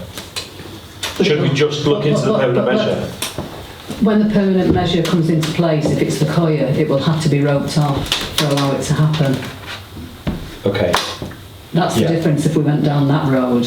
If we go down the rock road, no. But if we go down the coir, it will have to be fenced off because nobody will be able to use it because of it actually trying to grow. It's a whole system that's going No, I see what you're saying, but that's a bit different. If people can see you have put a new measure in place and you rope it off, that's more likely to be successful, I would say, than just roping it off. You know what I mean? Because we know what some of the people who come to the lake are like. They just ignore anything you do. So, So, do you want to have a... Or maybe get the fence back to just put go on, to put that little bit of fencing round. Okay, so I suggest that we don't rope it off. No. Okay. Proposed. Seconded. For not roping it off. Okay. But we do agree to get some plans on. It will have to have something round it if we go down that coir. So We'll have prices for the next. Okay, that's agreed. And then you guys are going to contact United Utilities. Yeah. Just further investigations on. Yeah. Okay, so the next item, mobilise the committee on the social events. So I think because of time, can we just agree or not agree the events? Yeah. I think there are some questions raised about financing, which I think we're going to have to discuss with the incoming clerk as to how we're going to do that. Because historically the council hasn't been the sponsor of events, and therefore there are no mechanisms in place for separation of cash, what we would do with the profit, things like that. So I'm advised by my advisor that we're probably a wee bit premature. But so I think does that mean, sorry, that the events which are basically a month or just over a month away? Can I get on with it? Well, I was going to say, are they a no-no because we haven't got time to sort it? So I was going to say the opposite. Is the well, I mean, in terms of the wildfires and wine thing, I think that's something we can go ahead with. That's here, yes. Yeah. And why can't we go ahead with the others? I'm not saying we can't. I think by the time we get to December, we'll have a process in place. So the question is, should we go ahead with the fun day? A, because it's really short time, and B, because we maybe haven't 100% thought through how we do the financing bit. I also do think we need to think about that. I don't think we should be doing these sorts of things because we have a community group who've traditionally done these sorts of things, and all they're But the looking community for group is dormant. yes, but they're looking for people to help them. So obviously, people want to do these sorts of things. I've never heard of looking for people to help them. I asked them because I kept saying at the last meeting, have we asked the community group yet? Have we asked the community group yet? And it was in a conversation with Chris Tarrant, and I asked him, what is the current situation with the community group? And he said that because of COVID and one thing and another, and they were all in abeyance and this, that and the other, that yes, basically they haven't been able to do anything because they haven't had the volunteers and the helpers. I don't think they've tried, have they? Okay. Well, I talked to Chris and he told me it was dormant. So I mean they've spent money, but it's dormant. Do we not need to find out whether they do intend to do anything again? Well, no, because I think that Lorraine's now in charge of that type of thing. They'd already decided that But Lorraine it's was in separate. charge of it. Lorraine's Parish Council, not Parish Council, community group. It's a separate organisation, isn't it? Yeah. We can't tell them what to do. They're a group, so we can say that Lorraine's going to organise some commitment thingies. Yeah. Of course we can. Okay. But I think for tonight, it's whether we think that we have enough time to organise for the 3rd. If Lorraine thinks that she's got time, then I'll back her all the way and help her all the way. She's done a lot of work on I've it done a already. lot of No, work, I'm not so- saying you didn't. Yeah, I have. But that would be my concern that we, Yeah, I know it's a real concern. I mean, having gone through the coronation thing, that was That was, slightly painful, yeah. and we had lots of time to do that. One of my plans on here is to try, I mean, I'm still ringing people up for the beer festival side of it. And, you know, we'll make money on the beer as long as there's somebody to drink it. And the other stuff, the inflatables and things, the things I'm chasing at the moment, will make money on because you'll charge people to go on them. Yeah. But I don't think it's a case of whether we make money, it's a case of whether we have time to organise it. Well, yeah, I know it's short. Well, I'll go with the majority. I think we have. And We're I've not got here for lots a of fortnight. helpers. Alison, when a community group just out of interest got use of the IROS still, May next year. I think it's Yes. next year. Yeah. I think it's 2019. Yeah. So they've only got till May next year. Okay, that's... So sorry. So my concern about the 3rd of September is not whether you can organise it by the 3rd of September. I'm sure you can. My concern is that we, as you pointed out, we don't really have a mechanism for dealing with the finances of it, And Not at all. I mean, that's my concern. Yeah. That any money spent, any money received will have to go through the council's accounts, which makes the county very more complicated, Yeah. especially if you get involved with petty cash and all that kind of stuff. It'd be a nightmare. I could ring Alison Bowles up and ask her if she's prepared to let us have £1,000 out of the community group money rather than it come out of the parish council. I think it's going forward they're organising social events and things like that, because it isn't really parish council's remit to raise money. That was one of my questions. Where would the money, if money is raised, where would that go How to? do we separate it? How do you cope with it? How do you manage it all? Yeah. It's got to be kept It's got separate. to be thought through rather than just From organising it for the parish weeks on council. Saturday. So wait, hang on. I think it's more complicated. I don't really understand that principle. If we raise money, if we raise the precept, it comes into our bank account. Yes, but How's that different from raising money in an event? we are responsible as well then for spending and showing where we have spent precept and how we have spent it for the good of the village and for the benefit of all the residents. And I think it is extremely difficult, or it could be. It's not clear to me how we would separate the two. Well, you have a separate bank account for events, and we manage that. This is why it needs to be sorted out. I mean, we need to think through these before you start organising an event for a month's time. That's the trouble. But we also have pots of money, like the SIL payments, other sorts of payments that are in the accounts. They are separate, aren't they? Because different rules apply to SIL payments. That you can't just leave it sat there. You have 5 years from the date of receipt to actually spend it on infrastructure. So you can't just say, no, can we have £1,000 out of that pot? Because the answer is no. But I think that's what we're talking about now.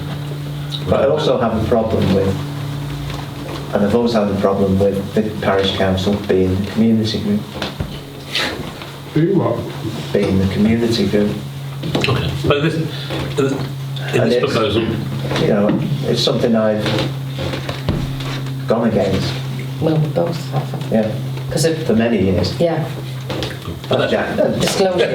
Yeah. Yeah, right, smile. Conflict of interest. okay. But the question at the moment is, do we go ahead with these events? I think September is, well, say we're not going to be here for a fortnight. You've got a lot of So I helpers, haven't haven't you, got from the time village? She's got 112 helpers who've come forward. Okay. I mean, I'll leave it in your... Well, no, I'll because go at the end with of the day, whatever. it's you that has to deliver. If you say you would... I know, I have felt that I could do it, but now I'm thinking, oh my God, is it, I really can. Sorry, you would do that? So I suppose, Michael, with the sort of concerns raised about you as the parish council running an event and raising money, which we're not quite clear on. I suppose the question is I want it to pay for itself. Yes, no, but what I'm thinking is the coronation party was not run by parish council, and it wasn't run by the community group, but it was run on the parish council land and was very successful, and people who went liked it. Even though it rained all day. Yes. Oh, on and off. I got it pretty well right there. Is there a mechanism whereby you, not with a councillor hat on, can run an event on the council land? Yes. Okay. Do you know what I mean? But that then is not involving you raising money for the council. The question would be where the money comes from to set it up in the first place. The whole thing of this, I think, Nick, was once we start doing these events, we're going to start doing fundraisers for things like the children's play area, because we know that we haven't got enough money. Okay, but we're running out of time, we can't go into a tangent on this. So the proposal is that we agree to the events taking place, but not as a council. So it won't be a council event, it will be a private event which the council allows. If it's the council, it's liability, isn't it? If you don't make money. Yeah, but we've had this argument before. And that's at the precept. So. But if you go back to the precedent that I see is, if it looks like a duck, it quacks like a duck, and it walks like a duck, it's a duck. So the council setting up a little group and saying we're not the council, I don't think the liability goes away. No, that brings into question insurance like it did with the coronation event. So that's not really an argument. But I think if we say we will support these events, they have to be self-funding and organised outside the official council while we work out the mechanism by which we do All the things social that events. apply to the last one, risk Applies assessments, to this insurance, as well. Yeah. everything. But they'd have to anyway. But then, again, you can't control the numbers turning up if it's a red hot sunny day. I mean, August doesn't look like it's going to be like that, but Okay, but this is part and parcel of why the community Well, if there's groups tickets haven't sold- done it, if there's because they tickets can't sold, you can. control numbers. The only thing How can you stop I people? can't believe I'm bringing this up because it goes against it in a way is advertising it and then where do people park? And I did think that this morning. That's exactly. But to be fair, we used to have fun days every year and it wasn't an issue. No, well, I mean, I'm just bringing it up. Yeah, because it's a lot of residents that usually Yeah, come. I mean, it's for the residents. Yeah. Residents Who or walk. people from Winsham that will walk. Yeah. So- Unless you wanted to advertise it in Altrincham and If they want to places. drink, they'll walk. As we're running out of time, and we have to Right, finish by 10 okay. o'clock, Can we vote? the proposal is that we allow these events to happen, but they're done outside the council while we work out the mechanism by which the council will run events. Proposer? Seconder? So Chris? Subject to provision of satisfactory insurance Yes. and that kind of Yeah, thing being no. demonstrated. All the things that we'd have to do anyway. We know how to get that now. Yeah. Okay? Right, we need to move on to Everyone- the other bit. Yeah, yeah. Okay. Are you abstaining or objecting? Objection. Okay. Objection three. You want to record your objection? Oh, yes, please. Is it an option not to record your objection? Yeah, I mean, You can abstain. I think I wouldn't normally, if it was just generally agreed and someone didn't agree and they didn't want their It's all on the video. vote recording. It's on the video. The important thing are the minutes. The video is irrelevant. The minutes are the definitive record of the meeting. Yeah. Whatever you say. So if you agree the minutes are true. It's like a referee's decision is. Is what happened. I got a video ref. That's what the auditor looks at, isn't it? Okay, so- They won't look at the video. If we can look at the quick defibrillator. So the company are willing to sell it to the council for £595. We don't pay VAT, so please don't worry about that. It's just got new batteries, just had new pads. It's available. And that's for here. That'll be for here, where all the exercise takes place. That's right. Inside or outside? Do we know? Currently it would be inside, we can set it outside, but we need to spend more money on the box. So it'd probably be inside. There's not a lot of passing people, is there? Events happen inside, so They do. inside seems more sensible. Yeah. There's one at the red line as well. Yeah. And there's one else, so it's at the other end of the village. It's a long way to run to the bid I line. think there's one at the red lines inside as well, isn't I there? think. Yeah. But that still makes no But I sense. can't think I've ever seen it in there. Okay, so I'll show you. can I just add in for speed, they're also going to give us a portable projector which we're going to use for the wildfire night, and there's 2 benches that they're happy to take down to the Iris. That's right. That's So it's fantastic. buy one, get 2 free, Alright. or 3 free. Okay. Proposer, Jane? Yeah. Seconded, anyone for? Can I just point out that again it's 600 quid of expenditure coming out of where? Okay. Something like that. Community group did offer to pay half. The clerk, when he puts the thing through, has to, an item of expenditure has to put it against one of the codes, cost codes.